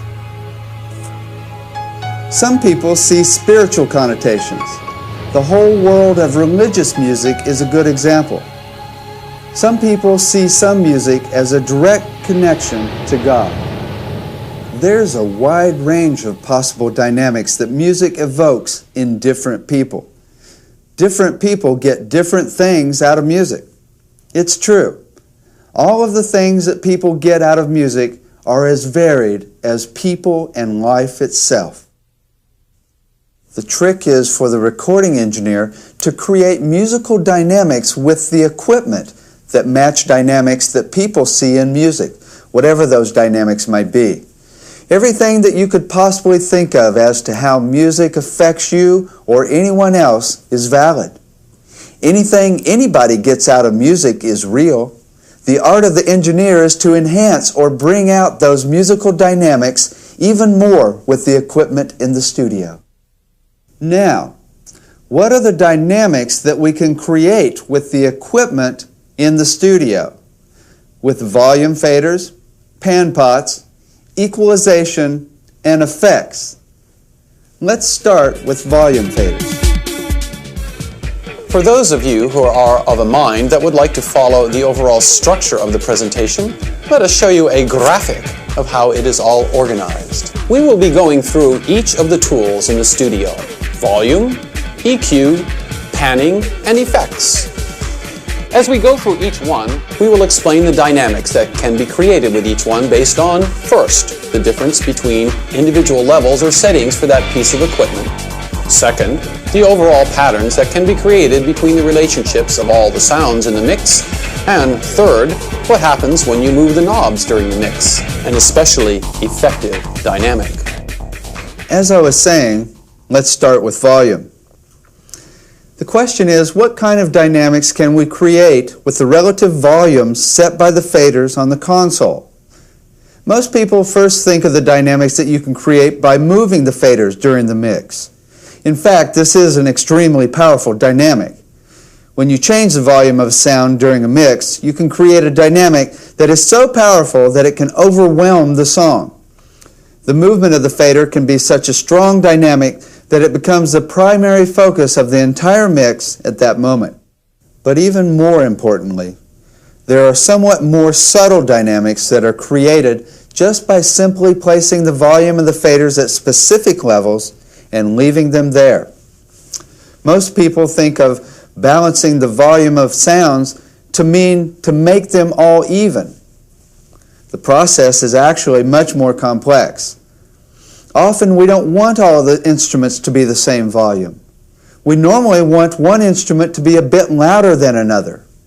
In fact, the exact volume relationships between each sound in a mix are very specifically set by a recording engineer. For example, a lead vocal will come across completely different if it is extremely loud in the mix. That is, if it is way out in front of the rest of the mix.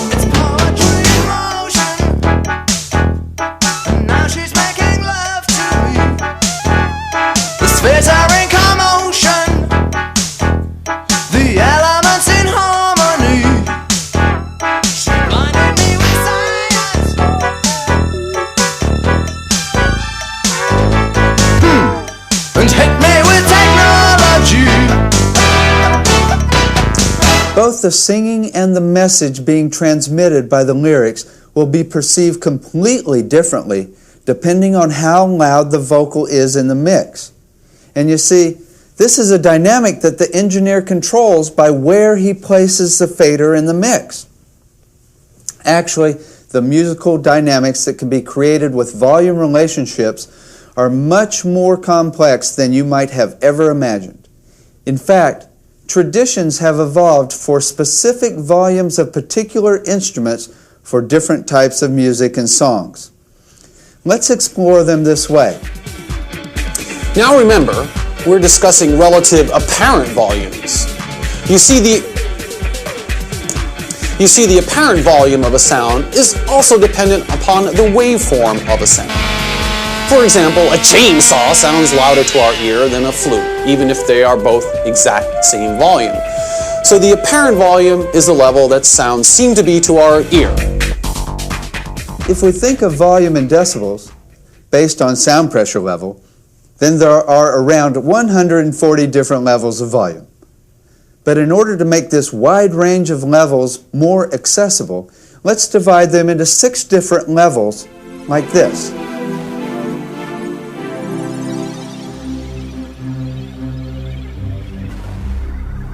If we take a look at a mix and divide it into 6 ranges of volume, these are the instruments that we commonly find at each level.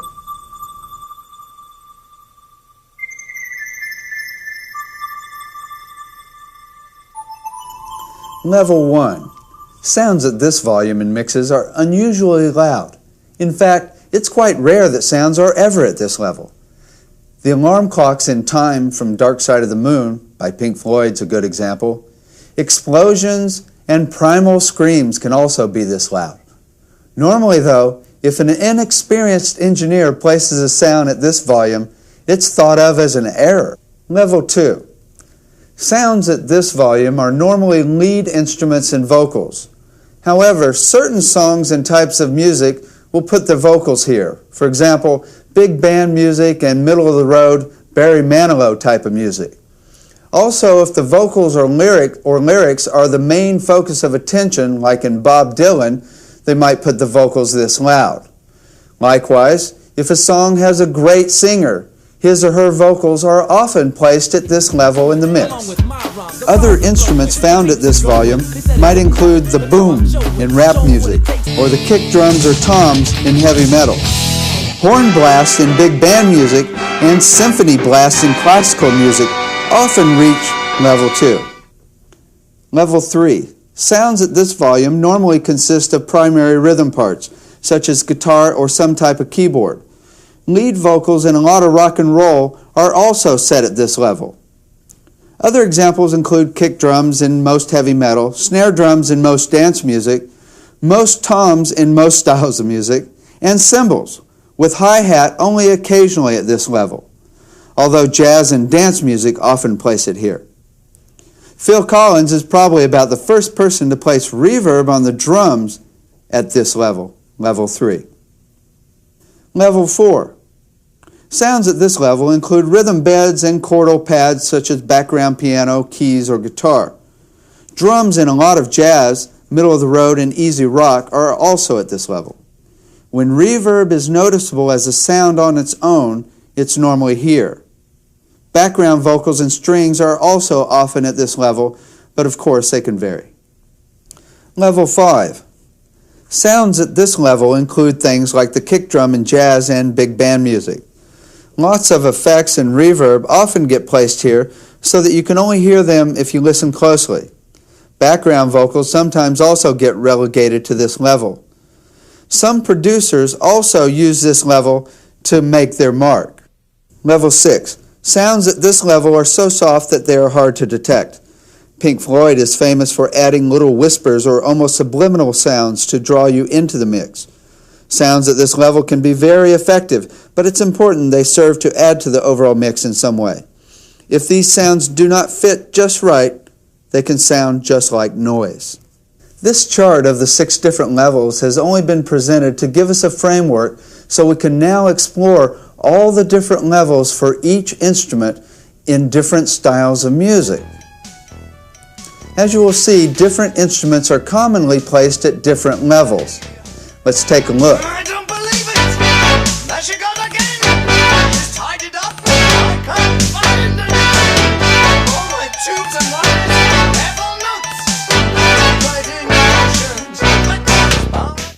Now, as previously mentioned, different styles of music have developed their own traditions as to the volume that particular instruments are placed within a mix. Let's look at each type of sound individually.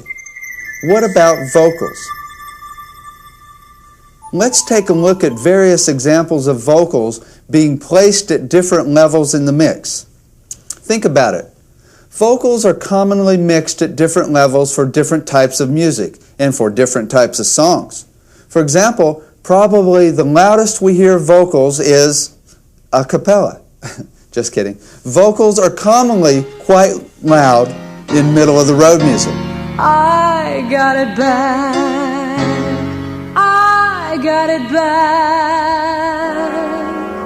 And that ain't good.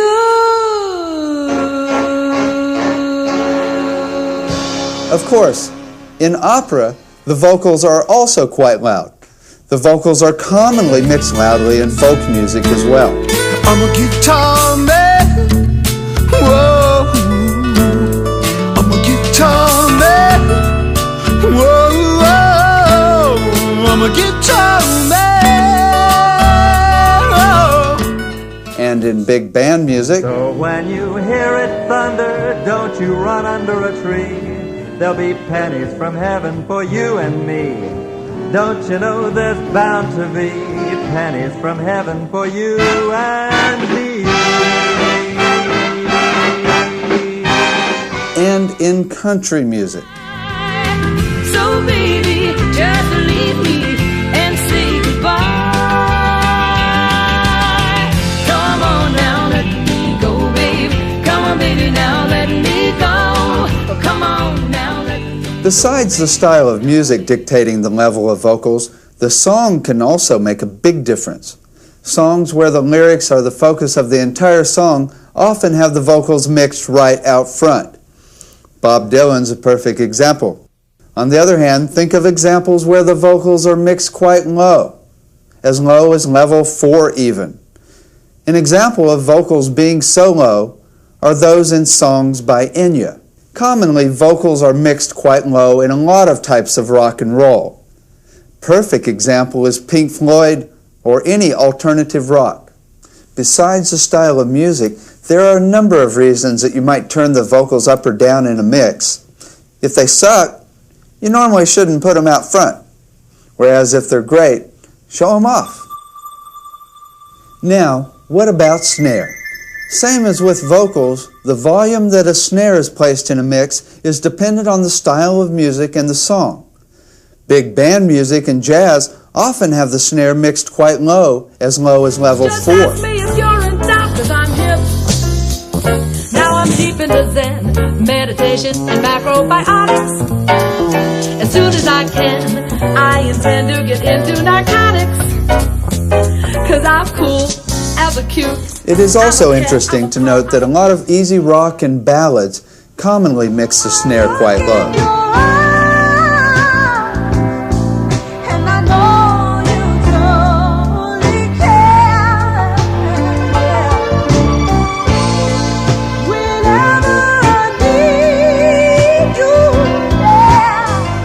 However, some ballads do have a massive snare sound turned up quite loud. Knew I was waiting. It should have been easy. Oh, Mary Ann, who did you lie to? Rock and roll is probably most responsible for the snare's progression up the volume scale. But in the 60s, dance music and then disco helped to raise the level of the snare even another level.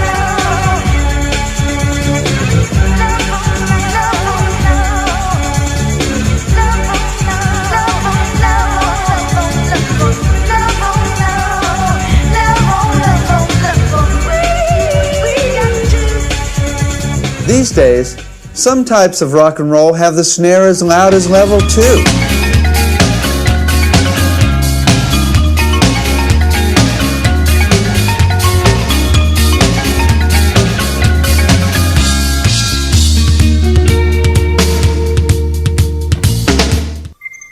Now check out kick drums.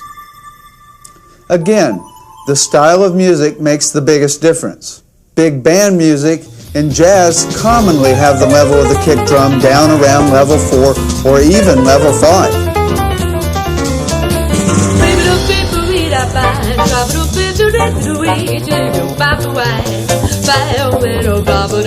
It's also interesting that even a lot of Jimi Hendrix's music was mixed with the kick drum down around level 4 so that you could hardly hear it. Another interesting thing is that over the last 20 or so years, the kick drum has made its way up the scale, becoming louder and louder in mixes. Heavy metal was probably responsible for raising the kick drum up a whole level. Heavy metal commonly places the kick drum up around level 2.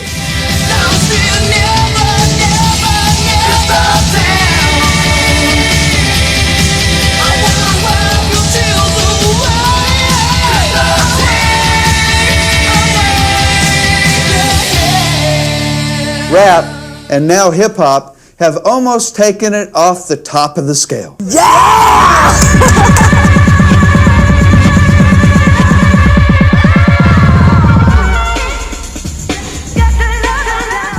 Now, let's take a look at volume levels of bass guitar.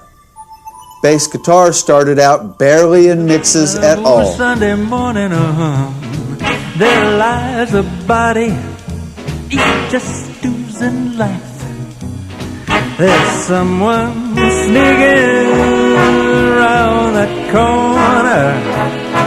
Could that someone be Mac the Knife? In big band, it was down around level 3 or 4. In a lot of jazz, it's actually now quite high, close to level 2.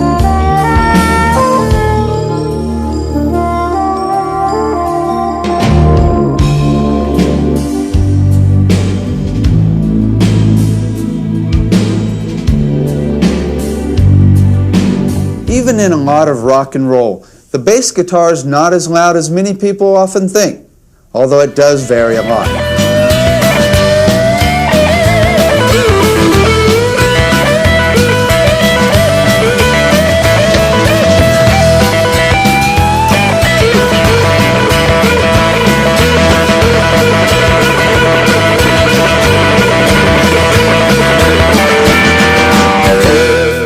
Then rap began a revolution.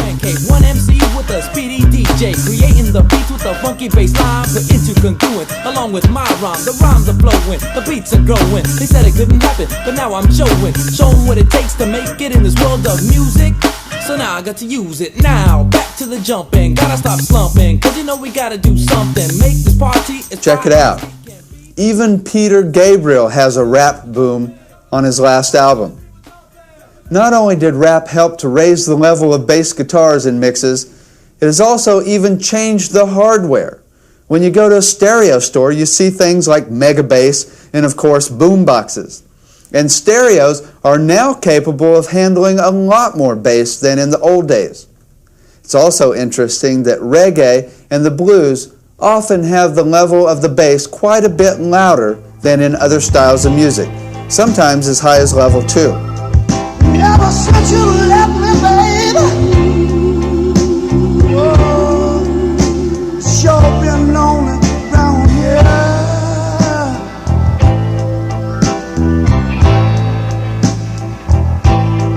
I know every reason for crying, but they ain't got no blues, no, not me, dear. Commonly, the fewer instruments in a mix, the louder the bass. This is probably because you need something to fill out the space between the speakers. If you have a lot of instruments in a mix, there just isn't enough room for the bass guitar. Also, a bass will mask the other sounds if too loud, so it is often mixed at a low volume to leave more space for the other sounds in the mix. What about toms?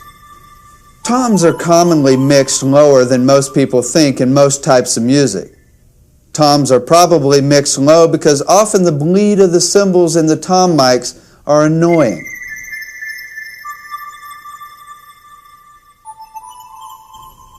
Effects also vary a lot in different mixes.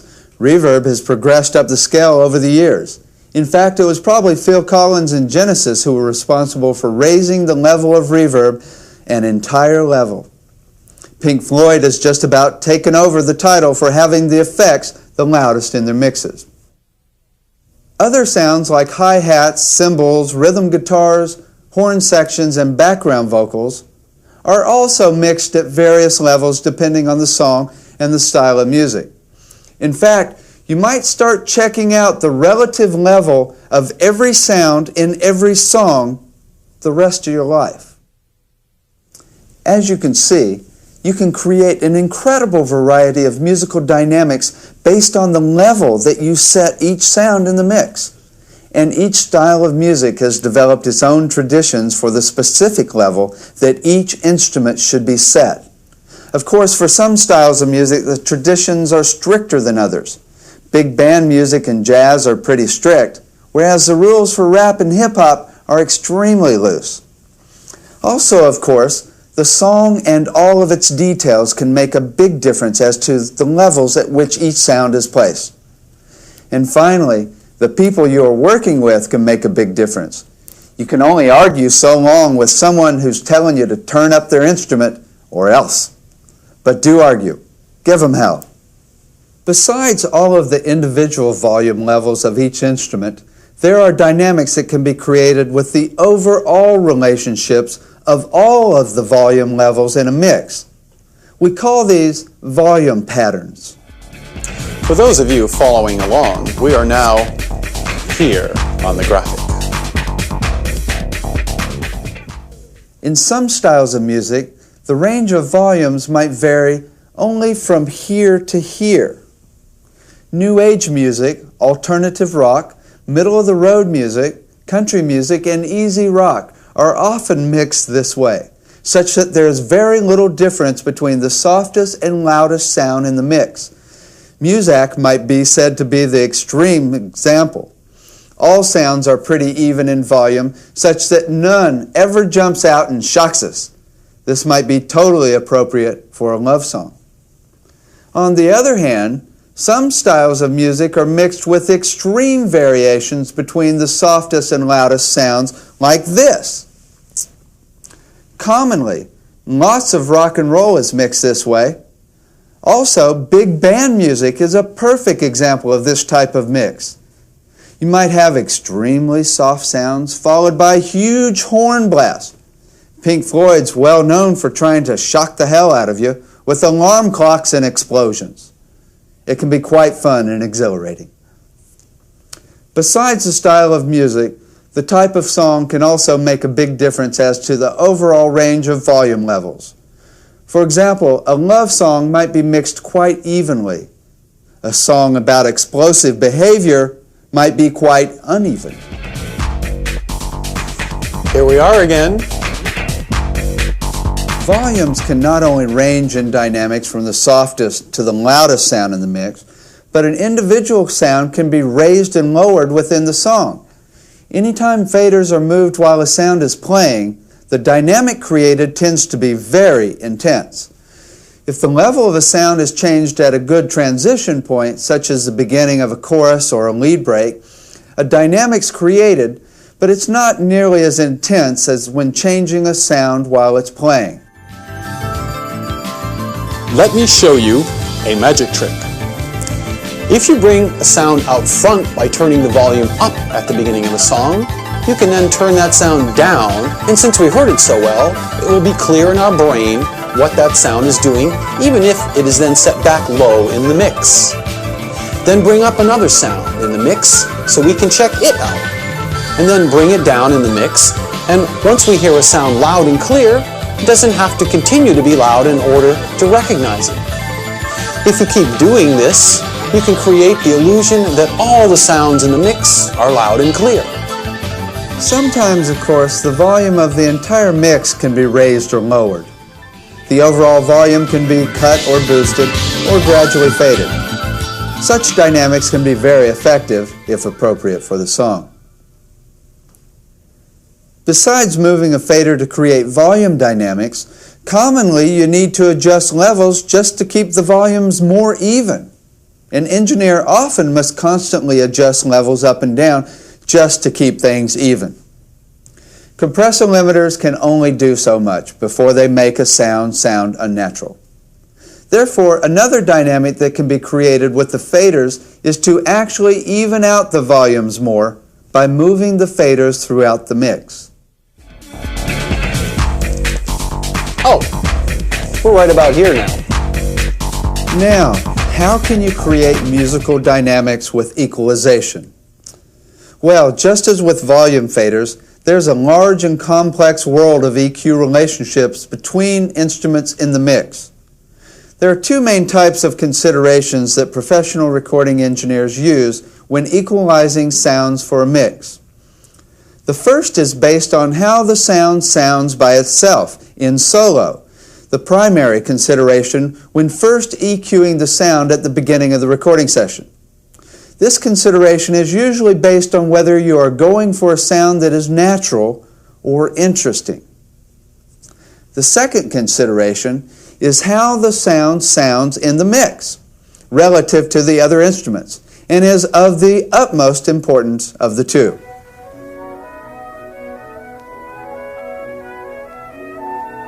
It used to be that engineers would go out into the room where the instrument is and listen. Then they would go back into the control room and compare the sound in the speakers to what they heard out in the room.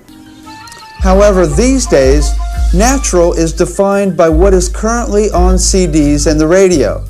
You see, natural ain't natural no more.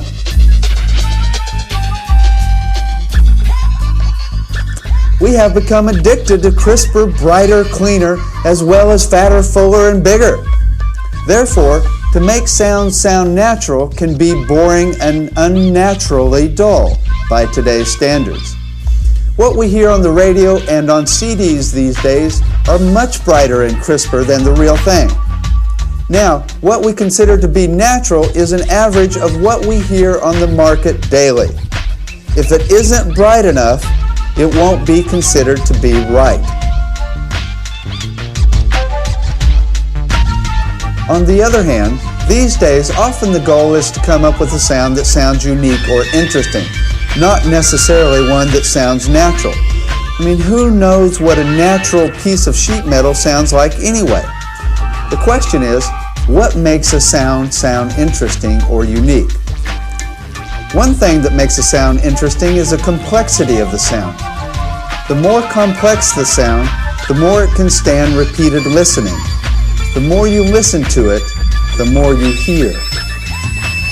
Oh, we're moving right along. We're right about here now.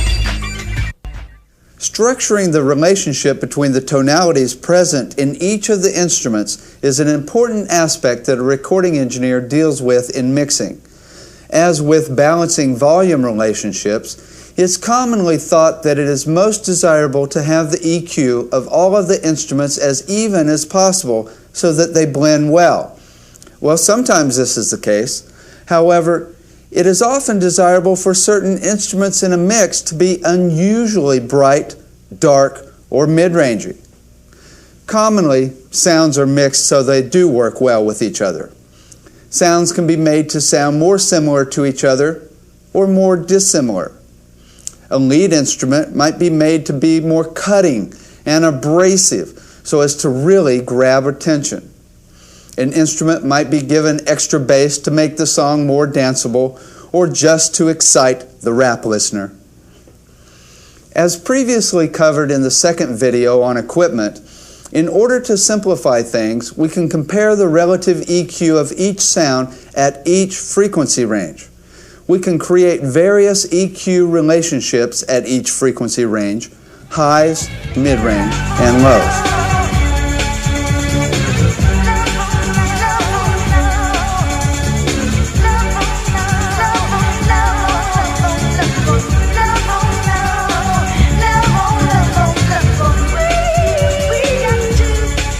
Although there are a wide range of possibilities for creating EQ dynamics, there's only so much you can do to be creative with EQ. Commonly, the goal, especially for the beginning engineer, is not to be creative with EQ, but to get things just to sound normal, to sound right. Most people are glad if they can just get a mix to sound right. In fact, the boundaries of how creative you can be with EQ before it sounds weird is quite limited. If you go beyond these limits, you're normally no longer being creative. You just have a bad mix. The trick is to learn the limits so that you can be creative within the limits of sanity. The goal is to get to the point where you know the limits of creativity so well that you can EQ something a little off-center. You can make something sound a little strange as an effect. This is when you're truly being creative with EQ. It's funny. The problem comes when you create EQ that is a bit off-center from being exactly natural as an effect, and someone in the band complains that the instrument doesn't sound right. Not only should any unusual EQ be appropriate for the style of music in the song, but you can only do it if the band will let you, or if you can convince them how it works and how cool it is. We're right about here now. Because we are so limited as to how creative we can be with EQ, to make EQ changes in a sound while it is playing creates a dynamic that is extremely noticeable. If not appropriate for the song, this could be quite distracting. A good example of where this has been done well is in Aqualung by Jethro Tull, where the voice goes to a telephone-like voice. Pink Floyd also did it in Wish You Were Here, where the acoustic guitar goes into a little box type of sound. Currently, it is considered to be very unusual to actually change EQ settings during a mix. However, it just might be the next creative frontier, especially for those mixing hip-hop and the like. As we continue our overview of the way that you can use studio equipment to create different musical dynamics, we have evolved to here. As previously discussed, panning is mapped out visually as a function of left to right. The big question is, what kind of musical dynamics can you create with the placement of pan pots on the mixer? If we think of the space between the speakers as a palette, and the sounds are the colors that we place on the palette, then panning can be based on crowd control. You might want some sounds to be panned as far from each other as possible in order to create clarity. Such a dynamic might be appropriate for certain types of music like acoustic jazz, folk music, and bluegrass. On the other hand, sounds may be panned such that they overlap in order to create a wall of sound, making the mix seem more cohesive. This is commonly done in heavy metal, alternative rock, and new age music. However, panning is often done based on certain traditions that have developed over the years, defining the norm for panning particular instruments. Also, particular styles of music have developed their own traditions for the placement of particular instruments left to right in the stereo field. In fact, it is almost like if you follow these traditions, you create a dynamic that is transparent and lets the music through more. Whereas if you don't follow these traditions, you create a dynamic that might call attention to itself. This is not to say that it's wrong to pan things differently than normal, but you should just be aware of the fact that you're doing it. It could actually be totally cool and appropriate and could change the world. As with fader volumes, some styles of music have stricter rules than others. For example, you can practically do whatever you want in hip-hop, whereas in big band music, it's important to set up your panning the way a big band would normally set up on stage. Acoustic jazz is also sometimes panned just the way the band would be on stage. An engineer will sometimes even place the musicians in the studio as if they were on stage. I've mixed some folk bands just exactly the way that they were standing out in the studio. Doing this helps you to create the illusion that you are there with the band, which can be a nice illusion. In order to obtain the most natural panning of a drum set, try this. First, pan the overhead mics on the drums completely left and right, like this. Then, listen for the left-right placement of each drum in this stereo overhead mix. Pan the mic of each individual drum to exactly where you hear it in the overhead mix. For example, listen to where the hi-hat seems to be in the overhead mix and place the hi-hat mic right there. Same with the toms. Listen to where each one seems to be in the overhead mix and place each tom accordingly. This will give you the clearest imaging you can obtain. You see, if the toms are here in the overhead mix, and then you place the tom mic themselves over here, it's like you have panned the toms in stereo. If you place the tom mic right where they are in the overhead mix, voila, precise imaging of the toms in one place. However, these days, it's quite a bit more common to not pan the instruments as they are on stage. More and more people will pan them to wherever they sound the coolest. It's interesting to note the way that drums have been panned throughout the history of recording. The Beatles placed the vocals in one speaker and the rest of the band in another. Although this was a mistake, they meant for 2 tracks to be mixed down to mono when the record was made, but the mastering engineer decided to be creative. Many jazz groups have placed the entire drum set in one speaker. The advantage of doing this is that it leaves a huge amount of space between the speakers for the rest of the band. The big disadvantage is that the separation between individual pieces of the drum set becomes obscured. Now let's take a look at traditions in panning of particular instruments. Individual instruments have come to be commonly placed in specific positions from mix to mix. For example, it's rare that the kick drum is ever placed anywhere except in the middle. It isn't necessarily wrong to place it somewhere else, but it has become commonly accepted to be placed in the middle. This could be because a kick drum appears as a very large sound in the world of imaging. The kick drum has so much energy it completely commands our attention. Also, when the sound is in the middle between the speakers, you have 2 speakers carrying the sound instead of 1. Therefore, especially with big sounds like a kick drum or a bass guitar, the speakers don't have to work as hard, so it'll sound better.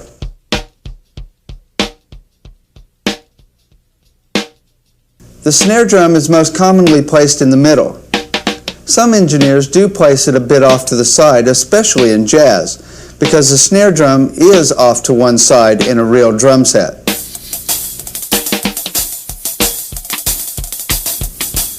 The hi-hat is often placed off to one side also. It seems that most engineers will place the hi-hat halfway between the middle and the left side, like this. However, if you are creating a mix that is meant to be more spatial, it might be appropriate to pan the hi-hat all the way to one side. Now, in house music and hip-hop, not only can the hi-hat be panned anywhere, it is commonly moving during the entire mix and is sometimes recorded with a delay on it.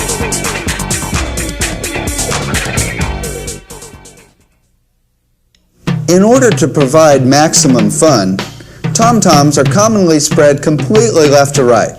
However, for natural panning, the rack toms are sometimes placed in the middle, just like on a real drum set.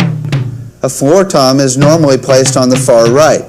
However, occasionally the floor tom will get placed in the center for the same reason we normally put kick drums and bass guitars in the middle, because they are so powerful and command so much attention, and because it will sound better when both speakers are carrying the sound.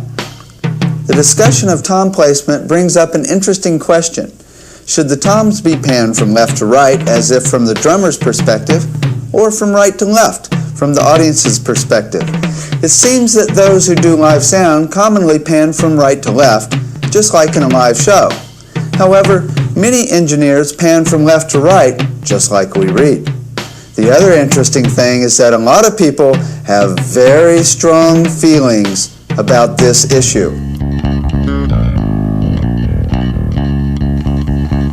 Bass guitar is most commonly placed in the middle as it commands so much attention.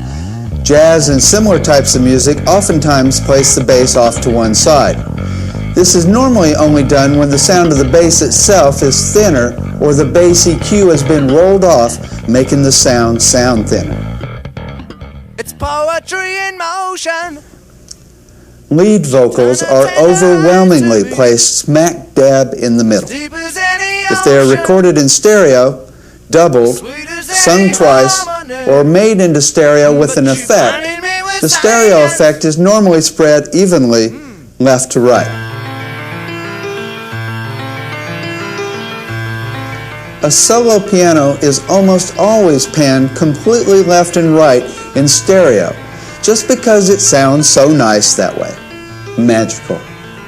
If the mix is too busy already, that is, if there are a whole lot of instruments in the mix, sometimes it's still panned in stereo. Sometimes it is panned in mono when the mix is really busy. The left-right placement is completely dependent on the placement of the rest of the sounds in the mix when in mono. Again, you can do whatever you want with individual instrument sounds, depending on the style of music. This is just to let you know what is commonly done because a lot of people want their mixes to sound like what is on the radio. Any placement of individual instruments other than the above norms might be considered unusual, but it also just might be considered inappropriate.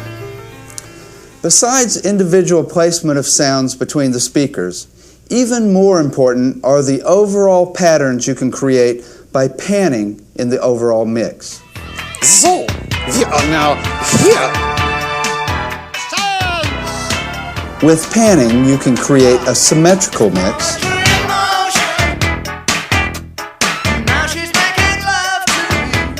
or asymmetrical type mix.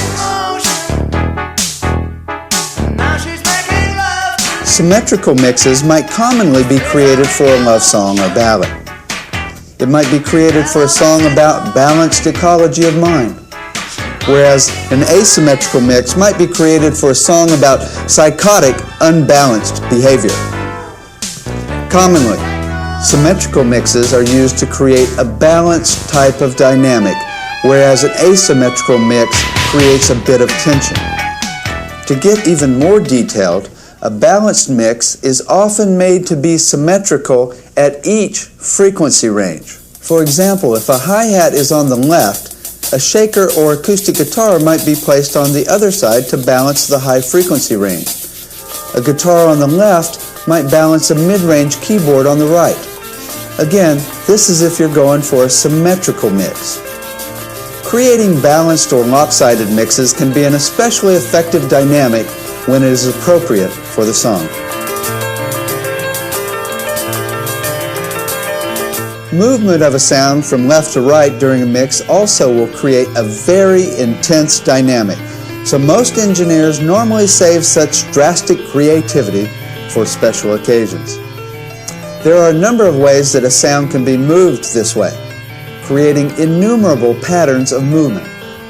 Possibilities range from short, minuscule moves to full range and wide sweeping moves that go the full sweep from speaker to speaker, from pans that move slowly to pans that zoom back and forth between the speakers.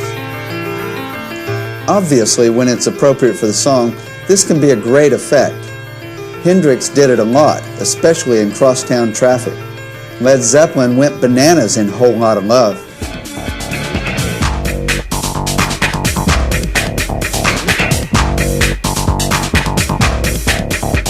So far, we have covered 3 of the 4 tools that you can use to create dynamics in a mix: volume, EQ, and panning.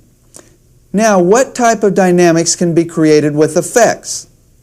Well, there's an incredibly wide range of effects, and the dynamics that they create range from very subtle to very shocking, mesmerizing, and world-changing.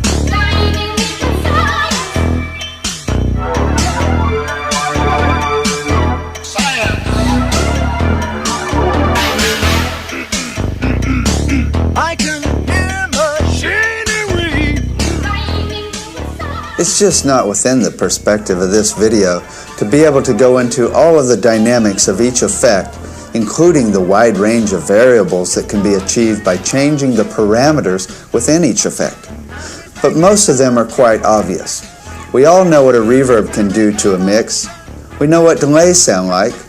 And if you don't know what flanging sounds like, try it out. It can be used to create very otherworldly type effects like being underwater. More details of specific effects will be covered in future videos. Now, when you look at the overall perspective of how effects contribute to making different styles of mixes, one of the most important dynamics is how they fill out a mix, making it sound fuller and bigger, more like a wall of sound. By the way, we've just advanced to the next level. With delays, you're adding extra sounds to the mix, so there are simply more sounds between the speakers. With short delays, less than 30 milliseconds, you get fattening that appears to stretch a sound between the speakers, again filling out the mix, making it bigger. Flanging, chorusing, and phasing are all based on short delay times, so they too will tend to make the mix sound bigger and fuller. And of course, reverb is actually made up of hundreds of delays, so it takes up a lot of space in a mix and really fills out the mix tremendously. All of these effects will make a mix fuller, bigger, badder. However, they also make a mix busier. Therefore, if the mix is already busy with a lot of instruments and a lot of notes, it could become muddy. Commonly, these effects are only used when you have room for them. That is, when there aren't too many sounds in the mix in the first place. However, there are times when you might want to make a mix even bigger, even though it's already quite full. This is quite common with heavy metal. With heavy metal and a lot of hard rock, the bigger, the better. The more powerful, the more awesome. Therefore, you might consider adding effects to such a mix, even if things are already crowded. 48 guitars might not seem clean and clear, but if it's so big, it can be really cool.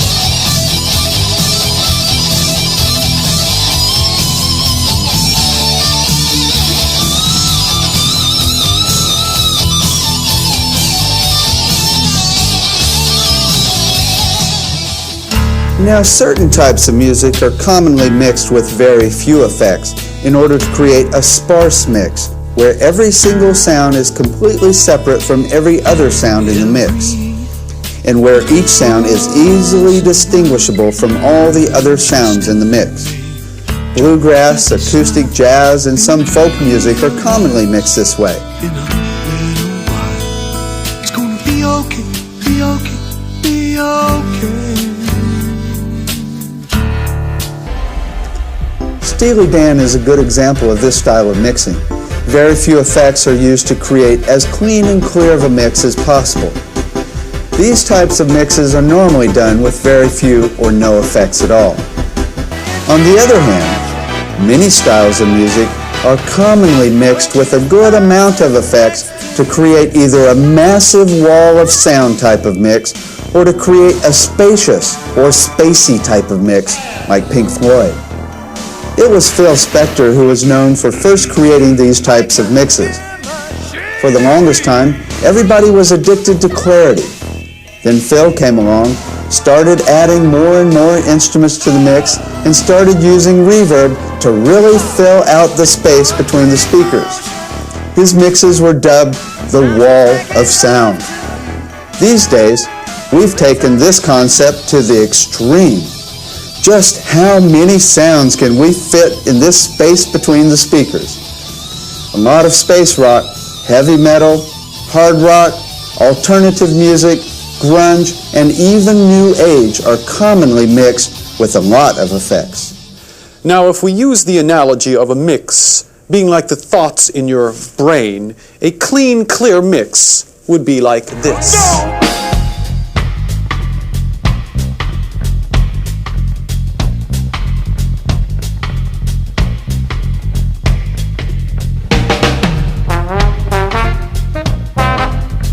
Some people might think of this as a very orderly brain, like someone who has all their thoughts in place. Now, on the other hand, some of you might think of this as a boring brain. Now, I'm sure you would prefer the exciting activity of a brain that looks like this.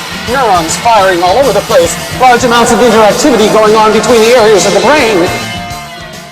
A full or sparse mix might be appropriate depending on the type of person, the nature of the song, and of course, the style of music.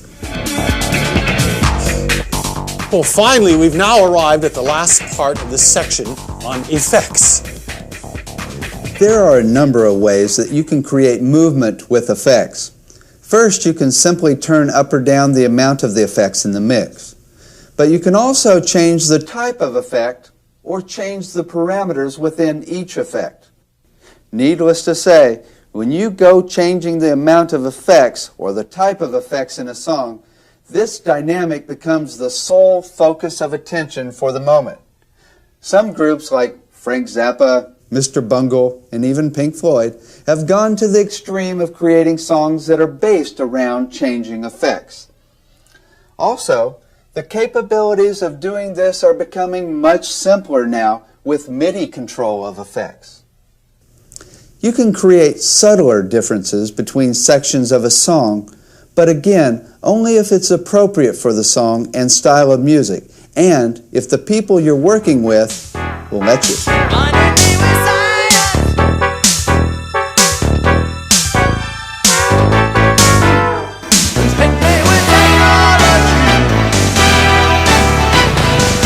We have now covered all of the 4 tools that can be used to create dynamics in a mix. By using the tools together to create combinations of dynamics, we can create all the different styles of mixes in the world. Let's look at how they can work together to create really major dynamics.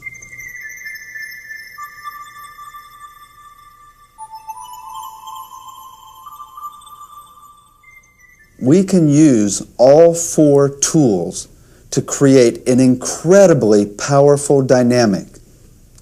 For example, say we're mixing a love song. We could set relative volumes even so that nothing jumps out and shocks us, so that the mood of the emotion is not disturbed, so that love can grow without distraction. We could set the EQ so that nothing is too irritating in the mid-ranges, so that everything is nice and bright, but not too bright, and so that there isn't too much bass to blow the mood. We could set the panning so that it's balanced like a love relationship should be. We could use very few effects such that the mix is clean and clear, like all our minds should be when in love.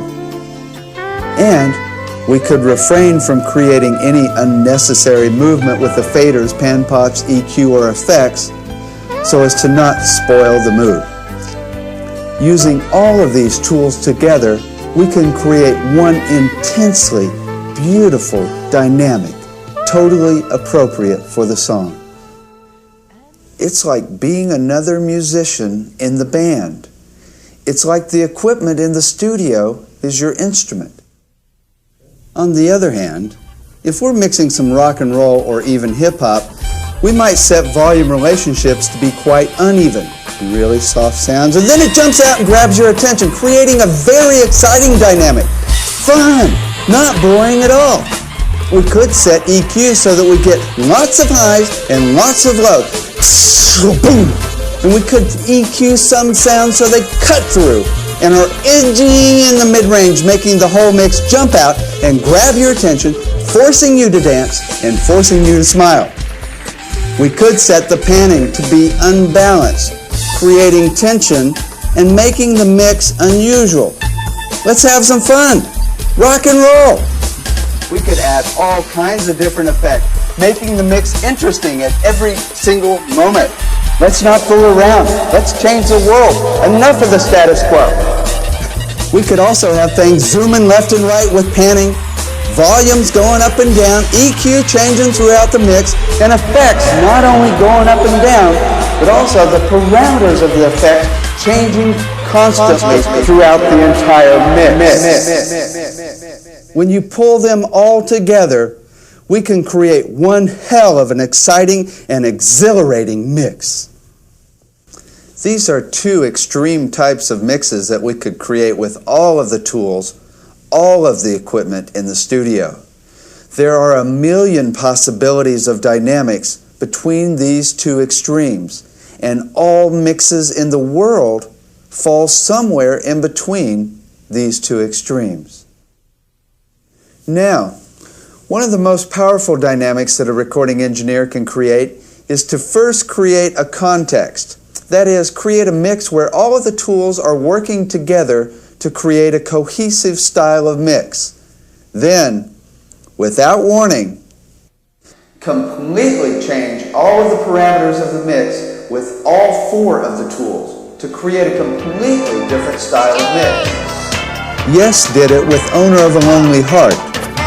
They took a screaming electric guitar sound, and in a single moment it breaks down into a 50s style recording of a drum set with dull EQ and mics 20 feet away.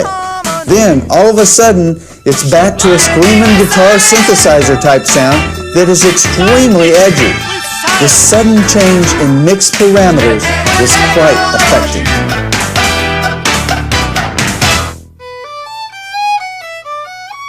Sting also did it with the song Englishman in New York. The song goes from a jazzy groove with a jazz style mix, very few effects, very clean sounding, to all of a sudden a huge drum sound with tons of reverb. Then all of a sudden we're back to the simple, clear jazz mix. Awesome, exhilarating, and quite interesting. Of course, you can only create such dramatic mix dynamics if it's appropriate for the song. In fact, I'm always on the lookout for bands that have written songs where such cool dynamics are appropriate. This was obviously one of Frank Zappa's favorite techniques. Mr. Bungle has taken the concept to the extreme. Every 30 seconds, the song in the mix changes completely. To do this can be shocking. It can even blow people's minds. It shows people that their reality is just an illusion, that it could all change at any moment. But best of all, it shows perspective. It shows people that they need not stay stuck in their current reality. They only need to put a different mix on the situation. All of the mixes in the world are created with just these four tools: volume, EQ, panning, and effects. Every mix for every style of music in the world is made up with these four tools and the wide range of dynamics that they can create. The art of mixing is the way the dynamics we create with the equipment in the studio interface with the dynamics apparent in music and songs.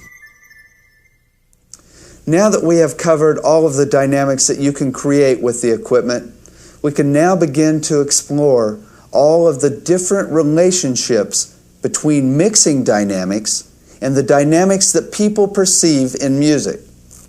However, we'll let you begin this lifelong exploration on your own.